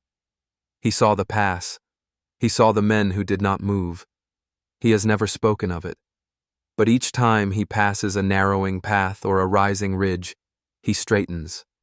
Not out of fear, out of respect. The silence is heavier now. In the marketplace of Corinth, a potter paints the side of a large crater, not with gods, not with myths, but with a single line of warriors. Spears forward, shields locked, faces calm. He adds no flames, no Persians, no arrows, only the shape of stillness. His apprentice watches. "Why no battle?" The potter replies, "Because they did not die fighting." The boy frowns. "What then?" "They died standing." He adds a final stroke. The red of the cloaks. A woman walks by. She stops, sees the scene, and touches her necklace. "My brother stood there," she says. "I think he would have liked this." You pass another closed door. It opens to a candle-lit room in Delphi. The new oracle sits, breathing slowly, as incense coils in the air. A priest approaches, hesitant. "Do the gods speak of Sparta still?" She opens her eyes. The fire flickers in their reflection. "No," she says. The priest's shoulders fall. "They speak of the wall." He looks up. "The wall?" She nods. The wall of breath, of will, the one no army could break. A bell rings again, softer this time. In a village near the Aegean coast, a child sleeps beneath a blanket stitched with shields and spears. Her father, once a soldier, kneels beside her bed. He hums, not a lullaby, but a chant. His hands are scarred, his voice is worn, but the rhythm calms her. "What's that?" she asks drowsily. He leans in. A song without words, one they used to breathe at Thermopylae. She smiles, eyes half closed. "Will I learn it?" He nods. "When you're ready." Outside, the waves roll in, unbothered by time. A candle flickers. Your breath slows. At a temple in Sparta, the stones are being repaired. New slabs fitted where old ones cracked. But one corner is left untouched. A dent, a fracture from long ago.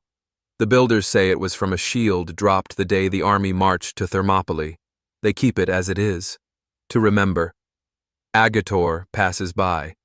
He runs his fingers over the rough edge. "Not all scars need healing," he mutters. Behind him, new recruits train. He hears them grunt, stumble, rise. He doesn't look back. He doesn't need to. They are learning the silence. They are learning the stillness. They are learning you. And you are not fading. You are not gone. You are the moment before a soldier steps forward. The pause in a tyrant's breath. The steadiness in a mother's hand. You are the line, still drawn, still waiting, still unbroken. The silence still hums, softer than before but no less certain, like the echo of a footstep long faded, still shaping the road ahead. In a small village far from Sparta, a festival begins. There are no war banners, no bronze armor, just children running with painted wooden shields, laughing, their cloaks dyed red with crushed berries. One girl stops beside an old statue in the square, a nameless warrior carved from rough stone, his face worn blank by rain and sun. She reaches out and touches his feet. "He was real," she whispers. Her grandmother hears.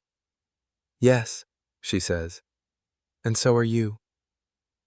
You pass another closed door. It opens in Thebes, where once Betrayal slept. Now in its heart, a school stands, small, unmarked. Within its courtyard, the instructor teaches not sword work, but questions. What makes a man stand when no one else will? The students answer with logic, tactics, pride. He listens, then shakes his head.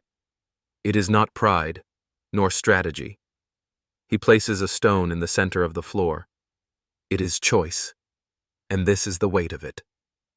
They do not speak again, but their eyes remain fixed on that stone for a long time. A bell rings again, softer this time. In the southern hills of Sparta, a farmer plows. His hands are thick, his back bent, his tunic patched from seasons past. Yet on his belt, he still wears the hilt of a broken blade. Not for show, not for threat, for memory. His son asks him once, "Why keep what cannot cut?" He replies, "Because it cut once, and it was enough." At dusk, he holds the blade in both hands, not to use, to remember, that the line was held, that the past did not break, and that even broken blades still shine in the right light. The breeze shifts. You're still there. On the coast, near a crumbled pier, an elder sings to the waves. His voice is coarse, the melody fractured, but the sound carries, part chant, part prayer. He sings not to gods, to ghosts, to names spoken only in breath. Dinecus, Agator, Orestes, Leonidas. No altar nearby, just salt, just sea, just sky. And still, they hear. In the palace of a new king, a debate unfolds. Should Sparta reach outward, seek conquest, become more than the shadow of its past? He listens in silence, young, but with a gaze sharpened by stories. When they finish, he answers with only a single question. Would the 300 have approved? No one responds, because that is the answer. Ash drifts in the quiet. In the minds of all who remember, Thermopylae is no longer a place. It is a measure of loyalty, of courage, of restraint. And you are that measure. You are not spoken of in pride. You are spoken of in pause, in the breath before hard choices, in the silence between battle cries. You are the shield raised in the dark, the hand that did not tremble, the flame that did not sway, still upright, still burning, still there. The silence still hums, not as an end, but as a thread, woven now through cities, through voices, through choices made in quiet corners of the world. In a library in Rhodes, a scholar opens a scroll.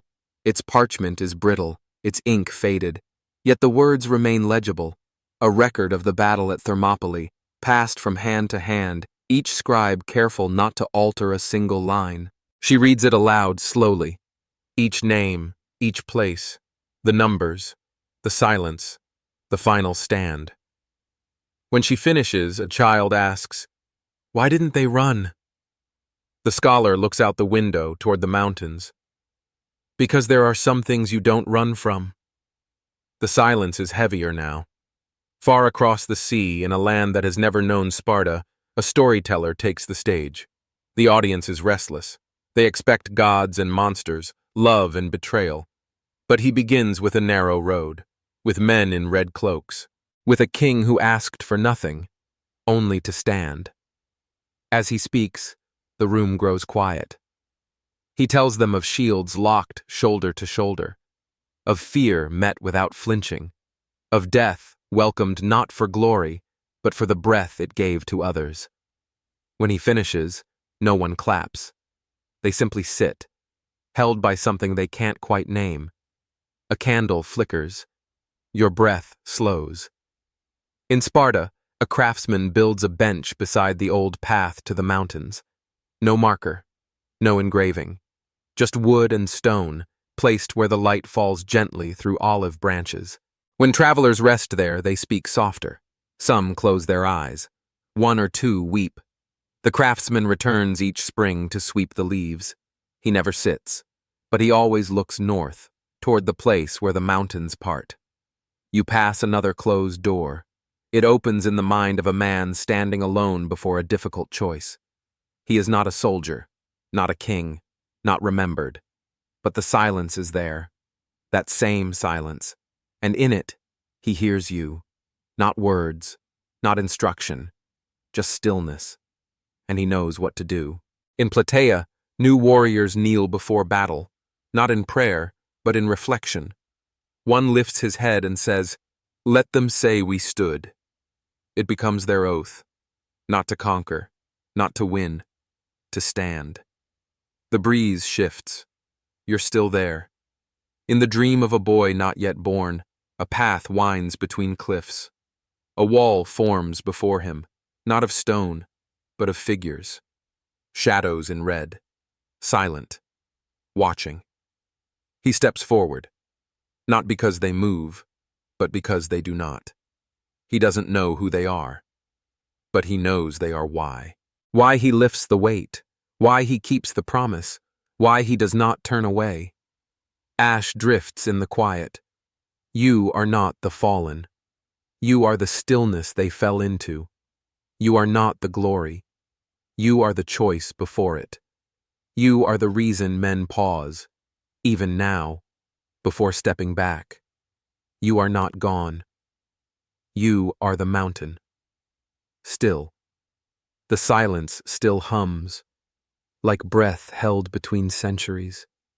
It lingers in the places no one visits, and in the hearts of those who never forget. At Thermopylae, the wind has worn the edges of the stones smooth, but it cannot erase their memory. Travelers still come, though fewer now, not to worship, not even to learn, to feel. A young woman kneels at the base of the last column. She presses her palm flat to the earth, eyes closed. She does not speak, but she stays until the sun begins to set, until the shadows return to the pass and the cliffs whisper like ghosts. Then she rises, nods once, and leaves without a word. You pass another closed door. Elsewhere, a soldier returns home, his armor battered, his soul heavier. He walks the length of his family's field before entering the house. His son greets him with a spear made of wood. "Did you fight like the 300? The soldier kneels. "No." The boy looks down. The soldier adds, "But I remembered them." And the boy smiles. In the heart of Athens, a statue is unveiled. Not of a man, of a shield, alone, upright. Its surface bears no crest, only a single word carved at its base. Here. Passers-by stop. Some tilt their heads, others move on. But one girl reaches out and lays a flower against its base. No one told her to. The breeze shifts. You're still there. In Sparta, an old instructor walks the perimeter of the agoge grounds. He limps now, but his eyes remain sharp. A new boy runs past him, clumsy with youth. The instructor stops him with a hand. "Why do we train?" The boy answers quickly, "To fight." The instructor shakes his head. "No, to remember." He points north. "That way is the pass." The boy looks. "Never forget that you are only here because someone stood when they didn't have to." A bell rings again, softer this time. In a narrow chamber of a foreign temple, a monk writes by lantern light. His scroll details no battles, no victories, only names. He does not know them all, but he writes them anyway. And when he runs out of names, he simply writes, "And the rest." Then, "May they stand still, wherever they are." He folds the scroll, seals it, and places it in a hollow stone. Not to be read, only to exist. In a dream, a boy walks a narrow road. On either side, cliffs rise. Before him, silence. Not threatening, waiting. He walks forward. He does not know why, but his steps grow steadier with each breath. Ash drifts in the quiet. You are not a statue. You are not a name on stone. You are the weight of the shield raised before fear. You are the reason someone dares to take one more step. You are the voice that says nothing, but stays. Still upright. Still present. Still holding the line. The silence still hums, softer now, like the final note of a hymn, carried across the wind toward those who still listen. Not everyone hears it, but those who need to, do. In a quiet workshop in Corinth, an artist molds clay into figures. Not of kings or gods, just men, kneeling behind round shields, heads bowed, spears broken but held tight. He does not sign his name. He does not sell the work. He places each figure by the roadside, beneath trees, beside wells, at temple gates. And one by one, passers-by pause. They kneel. They breathe. They remember. The silence is heavier now. Far north, in a land of pine and snow, a storyteller speaks beside a fire. His audience wears cloaks and carries axes, not spears. They do not know of Sparta, but they know the shape of sacrifice. He tells them of a narrow pass, of men who stood, of how the sky burned red, and still, they did not yield. A child beside him leans in. Did they win? The man smiles slowly. Yes, just not that day. The child frowns, puzzled. The fire crackles. One of the elders beside them mutters, "Victory doesn't always come with breath." They all nod, because they understand. A bell rings again, softer this time. In Sparta, a temple door creaks open at dusk. Inside, a lone priest lights a single lamp before a weathered mural. No gold, no offering bowls, just painted figures, a line of warriors, shoulder to shoulder, faces lost to time. He bows his head and murmurs, "Still they stand." No one else is present, but his words reach farther than the walls. Agator visits the mural each year. He brings no followers, only silence. He kneels, places 2 fingers to the base of the painting.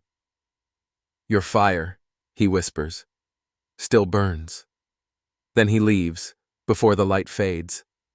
You pass another closed door, and behind it, a scribe finishing a book. Its final page holds no ending, only a single line. They stood, so others could. He sets down the quill, closes the manuscript, binds it in cloth the color of dried blood, then places it on a shelf high above reach, not to hide it, but to keep it waiting, for whoever comes next.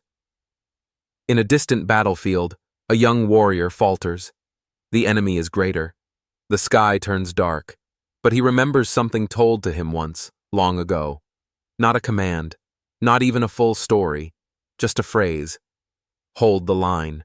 He plants his feet, lifts his shield, and though he trembles, he does not move. Ash drifts in the quiet. You are not in the sword's swing. You are in the grip before it, not in the shout, in the breath before it, not in the statue, in the soil beneath it. You are not a memory. You are the silence that chooses not to flee.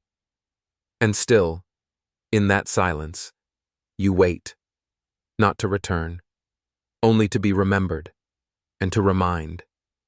The silence still hums, stretched thin now across empires, across centuries.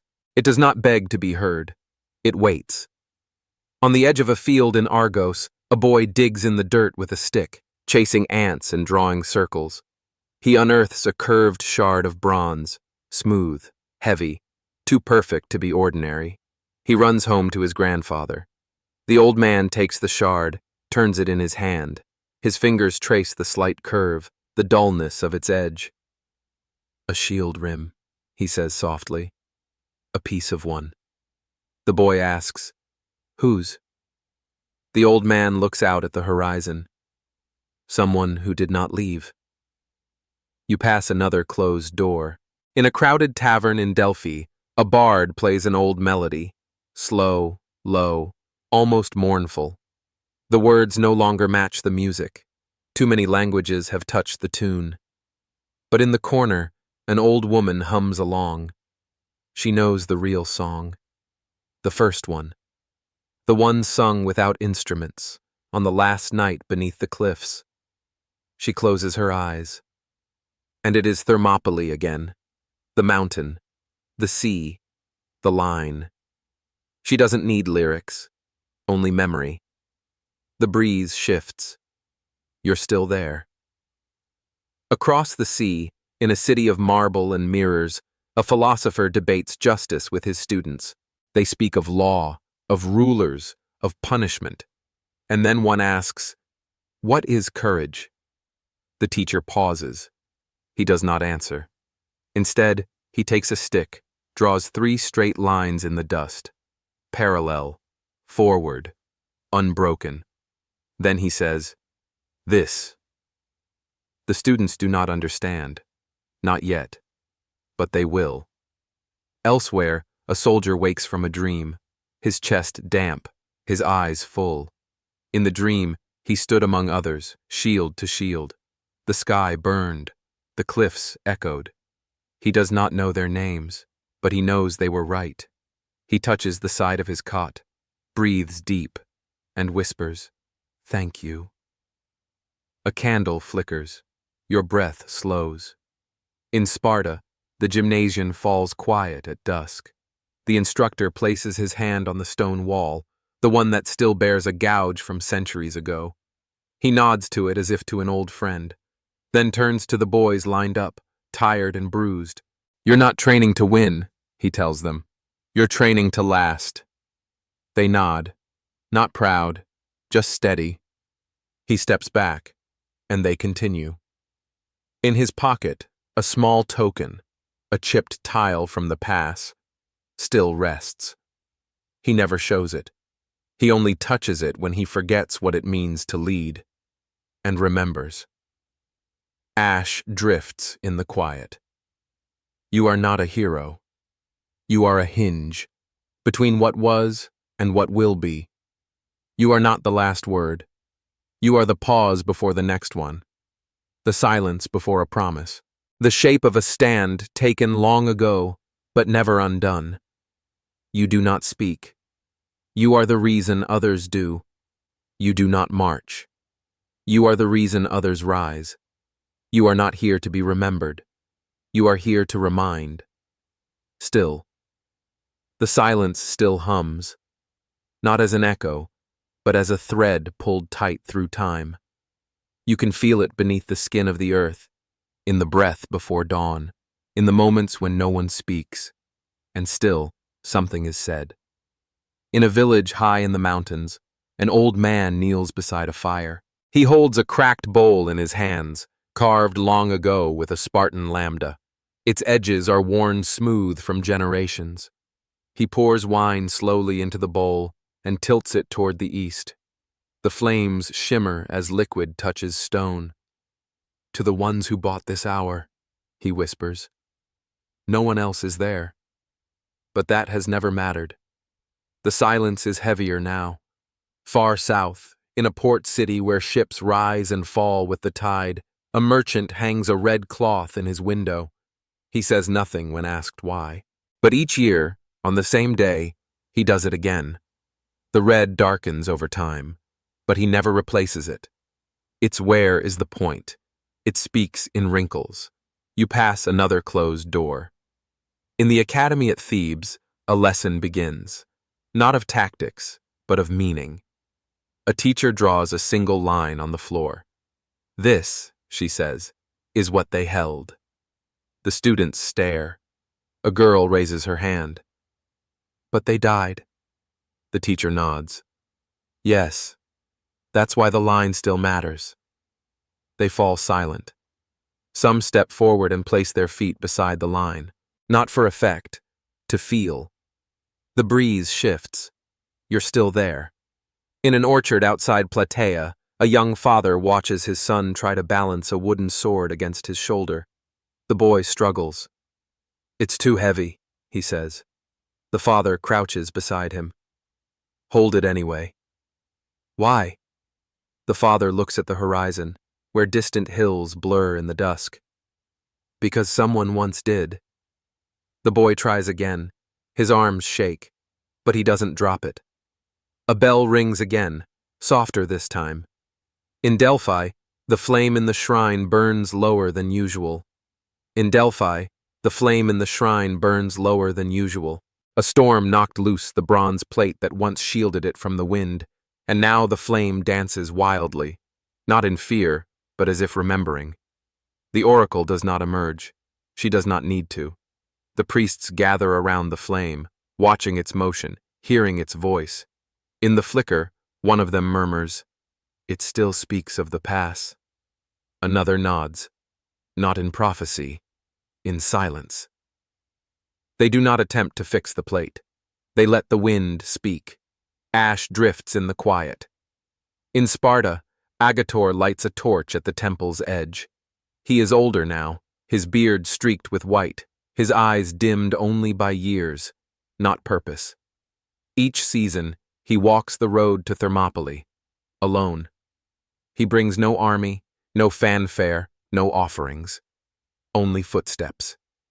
He stops at the place where the earth narrows and the sea murmurs against the stone. He plants the torch in the ground, not for light, for presence. He whispers, "We are not done." The wind answers him with nothing, and everything. You almost forget this isn't a memory. Far beyond the Aegean, in a place where hills roll smooth and quiet, a teacher sets down her scroll and looks at her students. They've heard the story of the 300, again and again. But today, she does not end it with death. She ends it with this. They gave us the measure, and every day since we're asked to meet it. One student asks, "And if we can't?" She smiles, tired but kind. We try anyway.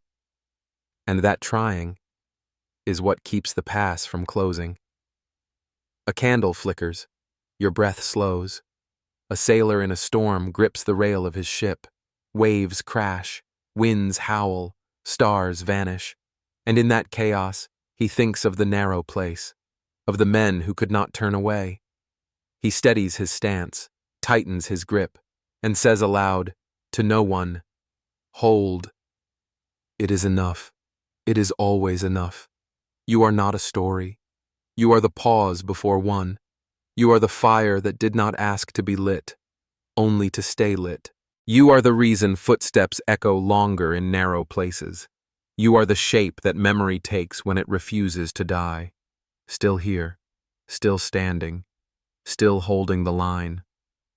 The silence still hums, not from absence, but from presence stretched across generations. A silence carried not in grief, but in posture, in choice, in how a person stands when the road narrows and no one else steps forward. In a small theater near Athens, a group of children performs a play.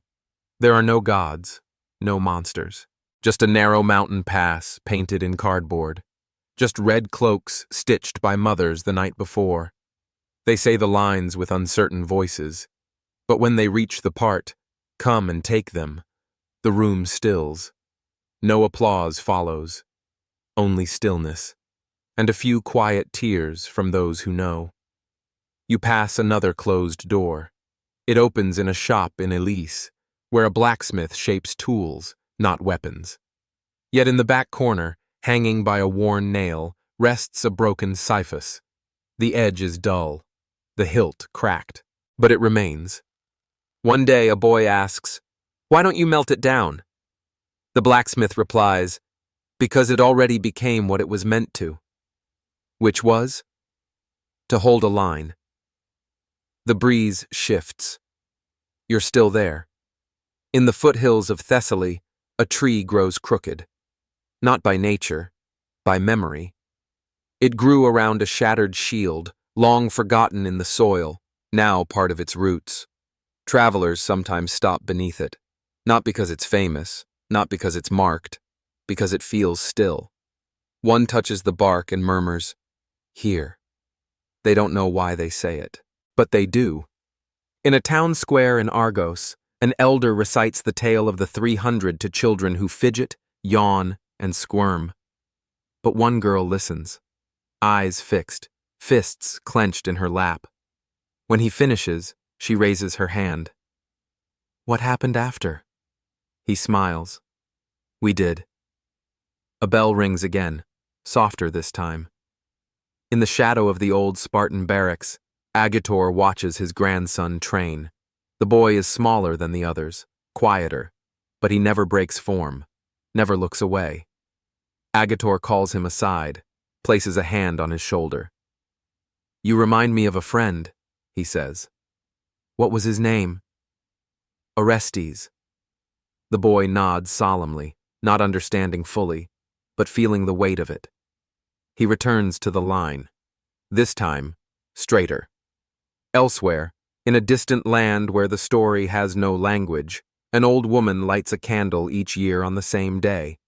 She does not know the names, but she remembers the number, and she whispers, "To those who stayed." Ash drifts in the quiet. You are not gone. You are a thread in every oath. You are the weight in a shield lifted by unsure hands. You are the story half remembered, but never forgotten. You are the silence that steadies the trembling breath.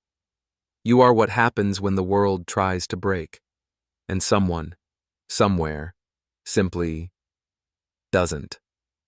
Still, the silence still hums, quieter now, like breath pressed into stone, like the hush before dawn touches a battlefield long cold. It is not absence, it is reverence. In a quiet grove outside Sparta, a circle of stones surrounds a weathered tree. There is no marker, no altar, only olive branches woven through the low limbs, some fresh, some dried and yellowed by time. Each branch was left by someone, a widow, a soldier, a wanderer who only heard the name once, in a song. And still they come, not to speak, to remember. You pass another closed door. In a forge near the coast, a young girl shapes her first blade. She works carefully, her teacher watching. "It's too light," she says. "It's yours," the teacher replies. "Not meant to conquer, meant to hold."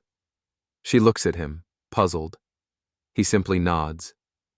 "You'll understand." Outside, the sea breaks softly against the shore. In time, the blade will rust. The lesson will remain.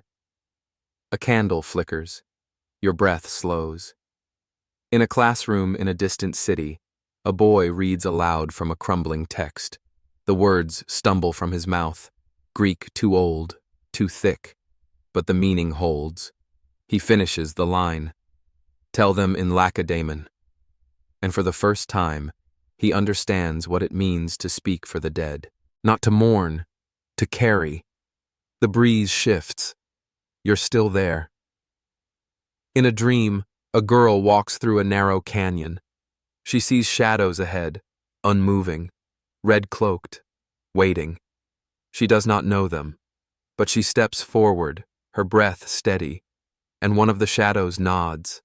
She wakes with tears on her cheeks and something stronger in her chest. That day, she chooses not to run. She doesn't know why, only that someone once didn't, so she wouldn't have to. The silence is heavier now. In an old garrison, long abandoned, a painter works alone. She paints a mural across the crumbling wall, shields linked, faces resolute. At the edge, she adds a single torch, unlit. And beside it, a child, watching. Her brush stills. She whispers, "Because you watched us." The wind enters through a broken window, and for a moment, she feels watched, not judged, not glorified, witnessed. Ash drifts in the quiet. You are not the past. You are the line drawn across memory and meaning. You are not the fire. You are the match held steady before it. You are not the statue, or the shield, or the sword. You are the decision, the breath. The moment someone says, "I stay." Still. The silence still hums, stretched now across distant lands, across languages, across hearts that will never meet, but somehow still understand. It is not noise. It is signal. In the hills beyond Mycenae, a shepherd carves something into the bark of an old olive tree. 3 figures, a mountain, a line that does not break. His flock grazes quietly nearby. No one will see the carving. That is not the point. It's enough that the tree remembers. You pass another closed door. Behind it, in a candlelit room filled with scrolls and silence, a woman writes slowly, deliberately. Her pen scratches across parchment. She's recording what cannot be proven. That courage leaves fingerprints. That silence leaves echoes. That some things are so deeply remembered they don't need names. She finishes the sentence. They did not surrender the pass. And so, the pass remains. She exhales, blows out the candle. The breeze shifts. You're still there. On the edge of the Aegean, a fisherman wakes before sunrise. His boat is old, its oars repaired more than replaced. Before setting out, he pauses at the water's edge. He cups the sea with both hands, lets it run through his fingers. "To the ones who held," he says softly. He doesn't know why he says it, but he always does. A bell rings again, softer this time. In Sparta, the old gymnasium echoes with the sound of training. Young feet slap stone, wooden blades clack, voices grunt and rise. But in a far corner, under shadow, a single shield leans against the wall. No one touches it. No one needs to. It is not for battle anymore. It is a reminder that they did not move, and because of that, others could. A candle flickers. Your breath slows. In a dream, A man stands before a gate. Behind it, a storm, a threat, a war. Beside him, no one. He is alone. But in the quiet, he remembers a different stand. A different gate. 300. A king. And no retreat. He breathes once and steps forward. Ash drifts in the quiet. In a mountain village far from the pass, a woman plants a fig tree. Her son asks why. She points to the rising slope. Because they stopped the fire from reaching here. He looks up. Who? She brushes the soil from her hands. You'll know one day. And he will. Because the silence will tell him, not with words, with presence. You almost forget this isn't a memory. You are not the legend. You are the reason legends begin. You are not the roar. You are the hush before it. You are not the army. You are the breath drawn in defiance. You are not past. You are promise. Still. The silence still hums, faint, but unwavering. Like a distant drum no longer played, but never forgotten. Its rhythm lives now in footsteps, in the space between words, in the stillness of those who stand when it would be easier to turn away. In the hills near Delphi, a traveler sits beside a trickling stream. He opens a pouch and removes a small, flat stone etched with a single mark, a lambda. He does not place it in the water. He sets it gently on the earth beside him, then bows his head. He doesn't know who it belonged to, but he knows why it was carried. And that is enough. You pass another closed door. It opens in the mind of a woman forging a new path, not through war, but through fear. She faces resistance, doubt, the slow, cold weight of uncertainty. Yet one thought steadies her, that there were once men who chose to remain where the world tried to erase them. And because they stood, she can move. She inhales, steps forward. She does not look back. The breeze shifts. You're still there. In a sunlit temple, an elderly priest sweeps the stone floor. With each movement, dust rises like ghosts. He stops before a cracked relief, 3 figures carved into marble. Time has smoothed their faces, but not their form. They still stand, spears forward, feet firm. He bows once, whispers, still, and continues sweeping, not to clean, to honor. A bell rings again, softer this time. On the coast, a lighthouse flickers during a storm. The keeper leans against the glass, watching waves collide with black cliffs. In his pocket, a coin worn smooth, bearing a hoplite's helmet. He rubs it between thumb and forefinger, steadying himself. It reminds him that some lights were never meant to move, only to hold. A candle flickers. Your breath slows.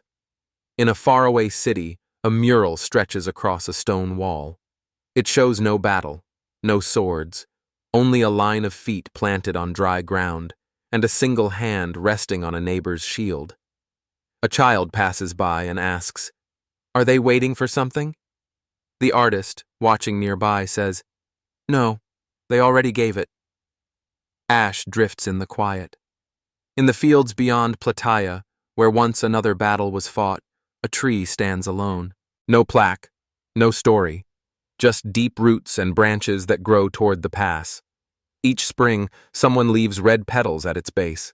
No one knows who, but they are always there. You are not the petal.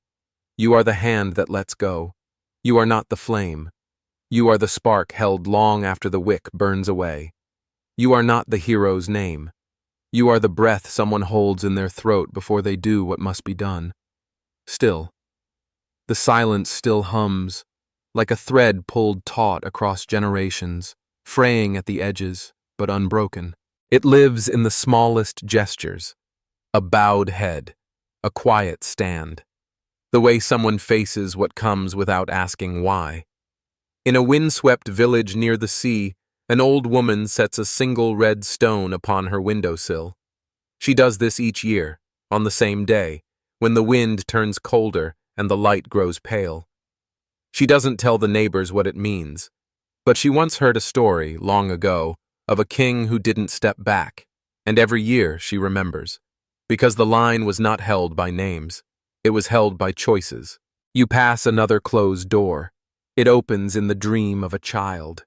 In the dream, the child is small, standing at the edge of a narrow path where shadows gather and breath trembles. But behind the child, there is a warmth, not a figure, a presence, unseen, but steady. The child steps forward, and the shadows part. The breeze shifts. You're still there. In a distant land, a poet writes by moonlight. He has never seen Thermopylae, never walked Sparta's roads, but he writes the name Leonidas across his page, slow and sure. He follows it with 3 words. He did not yield. And then, below that, he writes, so I won't either. He doesn't share the poem. He doesn't need to. A bell rings again, softer this time. In a temple courtyard, a cracked shield hangs upon a wall. Not for display, for weight. Pilgrims touch it with reverence, though none know its bearer. It is not who wielded it that matters. It is that it was wielded, at the right time, by someone who did not run.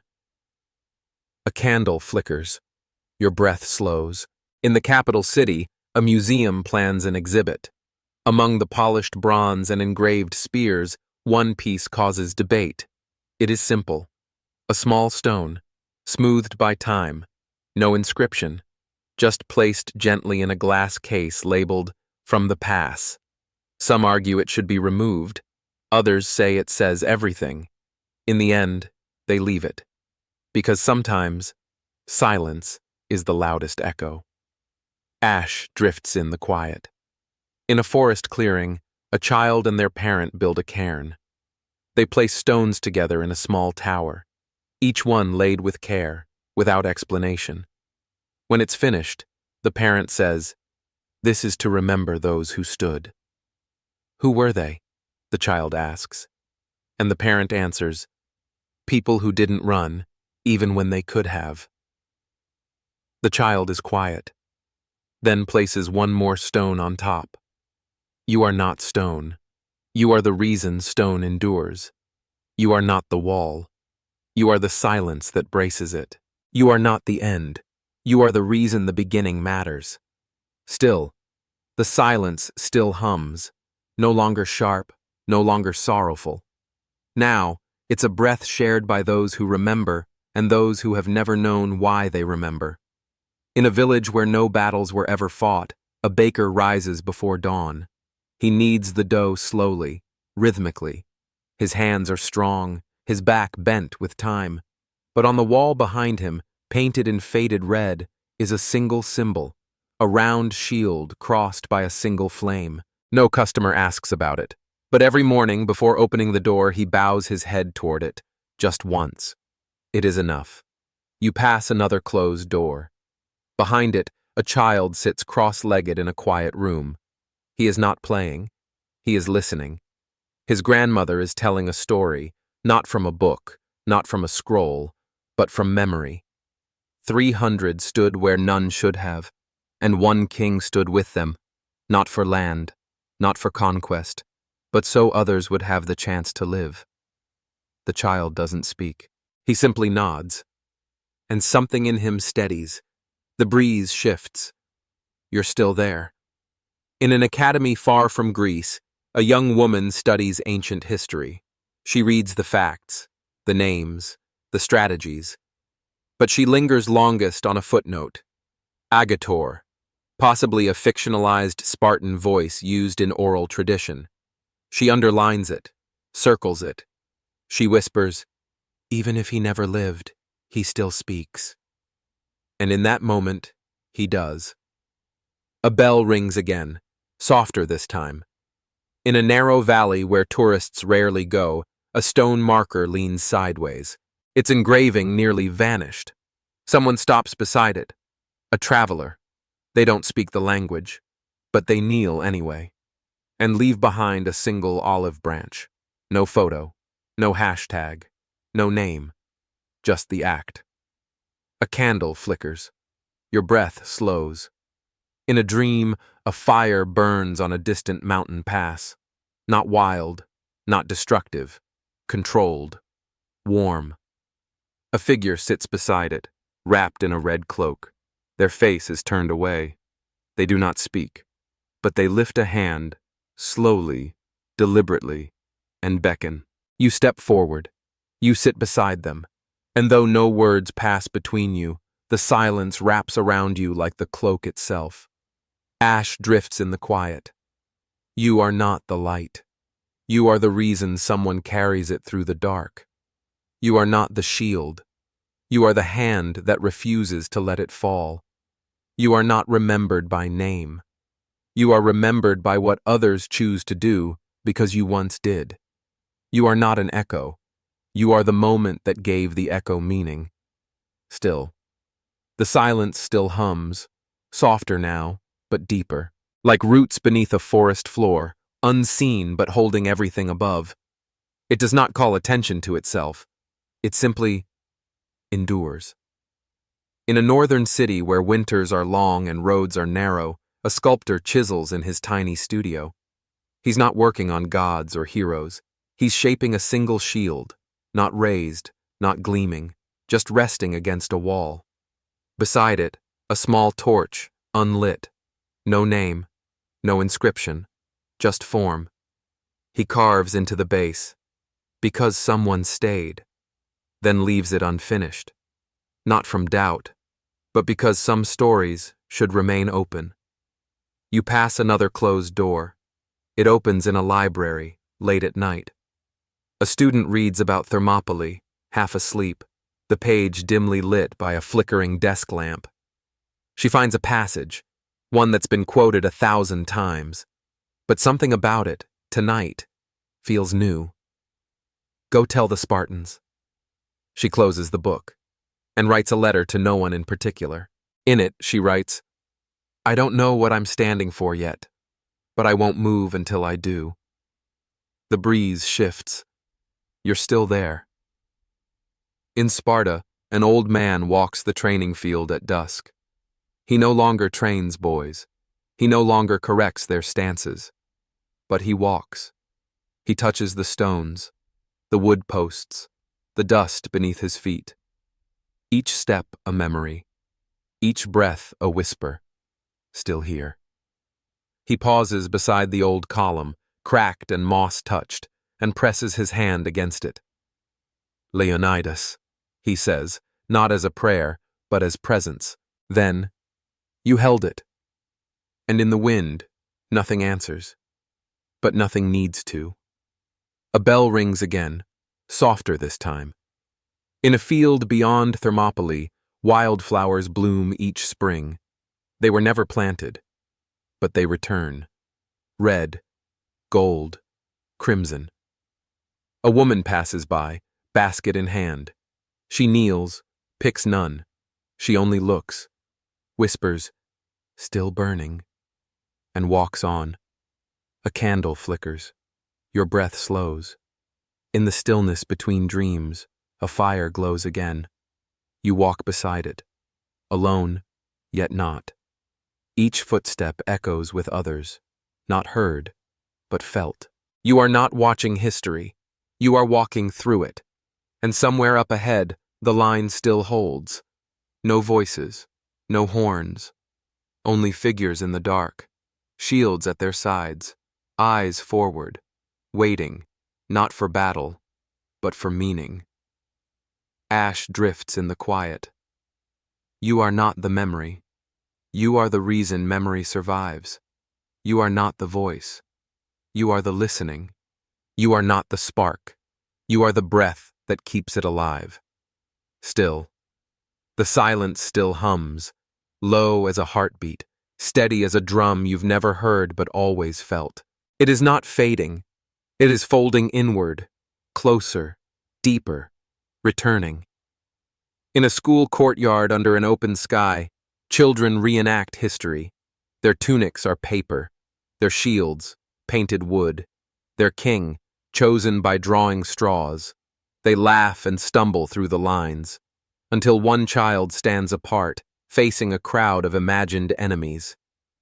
He says nothing, but he does not move, and the others grow still, because even in play, something true touches them.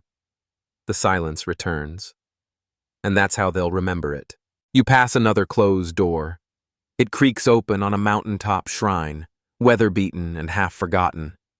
Inside, nothing grand, only a folded red cloth beneath a stone. Someone placed it there, not for honor, for echo.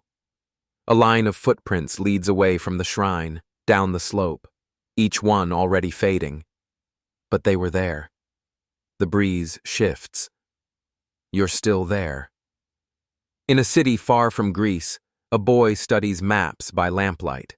He is not searching for roads. He's searching for meaning. His finger traces a narrow path between mountain and sea. He circles it. Thermopylae. He doesn't know yet why that name tightens his chest. But one day, when he is asked to choose, he will remember the circle he drew, and he will stand. A bell rings again, softer this time. At a remote monastery, monks chant before dawn. Their voices rise, not in triumph, but in memory. Behind the altar stands a fresco, a line of shadows before a wall of fire. The faces are erased, but the posture is unmistakable. The abbot bows once, not to gods, to those who stood. A candle flickers. Your breath slows. In a dream, the mountain opens. You are no longer watching. You are within it. Footsteps crunch gravel. Torches glow red. Shields clink faintly. You feel the presence of hundreds, and yet no fear. Only clarity. No orders are spoken. Only the silence before the tide. You raise your head, and though you have no armor, no name, you step into the line. They make room, not because you are strong, because you chose to come. Ash drifts in the quiet. You are not the shield. You are the decision to lift it. You are not the monument. You are the moment it remembers. You are not made of bronze or stone. You are made of breath, held, then offered. You are the final step taken when there is no more road. You are the answer to the question, who will stand? Still, the silence still hums, no longer in fragments, no longer searching. Now it returns to where it began. The torch is lit once more, and you are standing in the pass. No armies behind you, no glory ahead, just the line. And you hold it. Because somewhere in the firelight, somewhere behind the veil of time, the echo remains. The lion pelt still clings to the shoulders of a king who did not bow. The bell still tolls, faint, but true. And the map of all that came after still glows faintly with the trail they carved. Welcome back. The breeze shifts. You're still there. Thermopylae is quiet now. The sea laps gently at the stones. The mountains cast their shadows like they did then. No banners remain, no spears. But if you listen, truly listen, you will hear them. The breath before the charge, the weight of sandals upon gravel, the whispered names passed from lip to lip. You walk along the ridge where the last stand held, not as a tourist, as a witness. A bell rings again, softer this time, and with each step you pass them. Leonidas, eyes steady, unshaken, unmoved. Deineches, smiling even as the sky closed in. The nameless farmer who left his son behind. The boy who lied about his age just to join. The man who could have run, but chose not to. They do not speak. They do not need to. You already know what they would say. A candle flickers. Your breath slows. At the highest point of the pass, a small stone rests beneath a pine.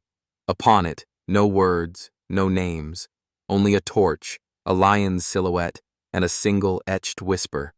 Still, you kneel before it, not to worship, not to grieve, to remember, to carry, to stand. You are not history. You are what history hopes for. You are not memory. You are the echo turned forward. You are not alone. You never were. Because in every age, there is a place that must be held, and someone always does. Still, the silence still hums, no longer bound to place or time. Now it follows you. Now it belongs to you. You walk beyond the pass, not away from it, but outward, like a ripple. Your steps fall gently into new soil. The torch no longer in your hand, but within your breath. No one sees you, but you are not hidden. You are not a shadow. You are the echo given shape. In a quiet village where war has never passed, a mother teaches her daughter to plant onions. The girl laughs when her fingers meet the earth. The mother, smiling faintly, says, "Use both hands. The strong ones always do." The words mean little in the moment, but the wind carries them somewhere deeper. You pass another closed door. It opens in a city where monuments shine and people forget why they were built. Yet one man pauses before a statue, not of a hero, but of a nameless hoplite, helmet tucked under his arm, eyes downcast. A plaque beneath reads only, "For those who stood." He reads it twice, then whispers, "So we could walk forward," and continues down the street, slower than before. The breeze shifts. You're still there. In a forest at dusk, a father lights a fire for his son. The child asks, "What's courage?" The father doesn't answer right away. He pulls a stick from the flames, the tip glowing orange. Courage is carrying fire when the wind wants it gone. The child stares into the ember and says nothing, but remembers. A bell rings again, softer this time. At the border of two ancient lands, a scholar walks through ruins overtaken by moss. She bends beside a half-fallen column, tracing letters too worn to read, and beneath the ivy, she finds a carving, a torch, a lion, a single word, "Hold." She closes her eyes, and in the silence, it feels like the past bows back. A candle flickers. Your breath slows. In the cradle of sleep, you return to the mountain, but not in armor. You walk barefoot now. There is no battle, no noise, only space. And at the center of the pass, the red cloak waits, folded, untouched.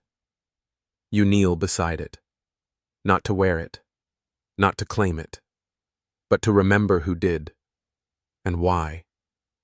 Ash drifts in the quiet. You are not the cloak. You are the reason it still holds shape. You are not the name shouted across time. You are the breath held between syllables. You are not bound to history. You are its quiet continuation. Still, the silence still hums, but now it takes on rhythm, like footsteps along a road that didn't exist until someone chose not to turn away, like breath shared across centuries, like memory without the need for proof. You move through the world, the line behind you, the fire within. Not everyone sees it, but some do. They nod as you pass, not in recognition, in kinship. In a coastal town where tides erase all tracks by morning, an artist sketches in sand. She draws not a battle, not a king, just a curve of shields, and above them, a single flame. A child asks, "Won't the sea wash it away?" The artist smiles. "Yes," she says, "but it will come back tomorrow." You pass another closed door. It opens into a hall of echoes, a theater older than the war it honors. An actor recites lines worn by time, speaking them to rows of empty seats. He did not retreat. He did not bow. And because he stayed, we go forward. His voice falters at the end. But in the silence that follows, a single hand claps in the balcony above. One is enough. The breeze shifts. You're still there. In a village swept by dust and sun, a child draws a mountain in chalk on stone. He adds a line of dots at the base. When asked, "What are those?" he answers, "They didn't move." His teacher doesn't correct him, because there's nothing wrong. A bell rings again, softer this time. In a crowded city of noise and rush, a woman stands still at a crosswalk. She closes her eyes, and for no reason at all, thinks of red cloaks and narrow passes, of fire that held in the dark. And when the light changes, she walks slower, but taller. A candle flickers. Your breath slows. In the hush before dreams, you reach the pass again. This time, it's spring. The wildflowers have bloomed. The shields are gone. The spears, too.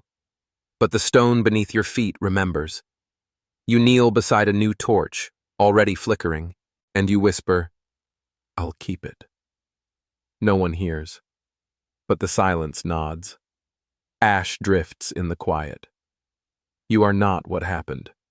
You are what happens next. You are not the last stand. You are the breath that prepares the next one. You are not remembered because of your ending. You are remembered because you remained. Still. The silence still hums, not behind you, not beside you. Now, it walks within you. It is the hush beneath your choices, the pause between fear and action, the stillness before a single word, stay. You are no longer dreaming of Thermopylae. You are carrying it. In a mountain village wrapped in mist, a grandmother stirs soup with an old wooden spoon. Her grandson asks about the carving on the spoon's handle, a faint curve, a circle, a flame. She smiles. "A story I was told once, about those who stood." "Why?" he asks. "So others could live," she replies. "And they never left?" "No," she says gently, "and neither will their story." You pass another closed door. It opens to a bridge at dawn. A lone runner trains in silence, feet slapping stone in rhythm. Each breath reminds him of something he cannot name. When he slows, he stares toward the east, where sun once rose over 300 shields. He doesn't know why he places his hand over his chest, only that it feels like acknowledgement, and maybe gratitude. The breeze shifts. You're still there. In a crowded train station, a violinist plays alone. She does not look up as coins fall into the case. But one tune she plays, soft and low, carries a weight beyond notes, a melody that does not end, only loops. And in that echo, you hear it. The last stand. The breath before defiance. The quiet between the clash of blades. No applause follows. Only silence. Perfect. A bell rings again, softer this time. In a desert settlement under stars, a storyteller speaks beside a fire. Children gather close, eyes wide. "But why didn't they run?" one asks. The storyteller leans forward, voice hushed. "Because someone must hold the night, so others can see the dawn." The children fall silent. One girl holds her brother's hand tighter. That, too, is memory. A candle flickers. Your breath slows. In the stillness of sleep, the path reveals itself again. Not with fire, with footsteps. Hundreds, thousands, some bare, some armored, but all moving forward, along a path carved not in stone, but in will. You follow it, and the hush deepens. No horns, no fanfare, just a whisper that never fades. They stayed. And so, you walk. Still. Ash drifts in the quiet. You are not alone. You are never alone. You are not the fire. You are the reason it continues. You are not the shield. You are the breath behind it. You are not the memory. You are the promise memory made. Still. The silence still hums, but now it pulses like a heartbeat. It is no longer a memory. It is a companion. It walks with you through light and shadow, through stillness and motion, through every choice that whispers, "Stand." You've left the mountain pass far behind, and yet it never leaves you. In a quiet town beneath the northern pines, a mason shapes stone by hand. He is building no fortress, no temple, just a bench overlooking the valley, carved smooth for strangers to rest upon. Beneath it, in letters small and firm, he chisels one line. Still they stand, no signature, no flourish, just space and silence. You pass another closed door. It swings open into a hospital room where a nurse steadies a trembling hand. The patient is old. His voice is almost gone, but when she speaks gently, he murmurs something under his breath. She leans in. He says, "Tell them I stayed." She nods, though she doesn't yet know what it means. She will. One day, she will. The breeze shifts. You're still there. In the hush of snowfall, a boy finds an old book in a library too dusty to be proud. He opens to the first page, Thermopylae. He cannot pronounce it, but something in the shape of the word feels like fire. He carries the book home beneath his coat, and when he opens it again, alone in his room, he reads not with his eyes, but with his breath. A bell rings again, softer this time. Far from Greece, in a land of glass towers and endless light, a woman stands before a mirror. She is preparing for something hard, something no one will see. She fastens a bracelet around her wrist, silver, etched with a single flame. It was her mother's, her grandmother's. She touches it once and whispers, "Still," then steps through the door. A candle flickers. Your breath slows. In your final dream, the past returns. But now, it is not a place. It is a breath in your chest, a rhythm in your step, a fire in your stillness. You stand at no wall. You raise no shield. And yet, everything holds. Because you are holding it. Because the silence is now yours.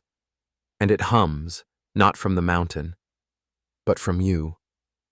Ash drifts in the quiet. You are not the beginning. You are not the end. You are the line that remains when time forgets both. You are not the flame. You are the one who carries it forward, gently, bravely, silently, still. And now, let the silence stretch.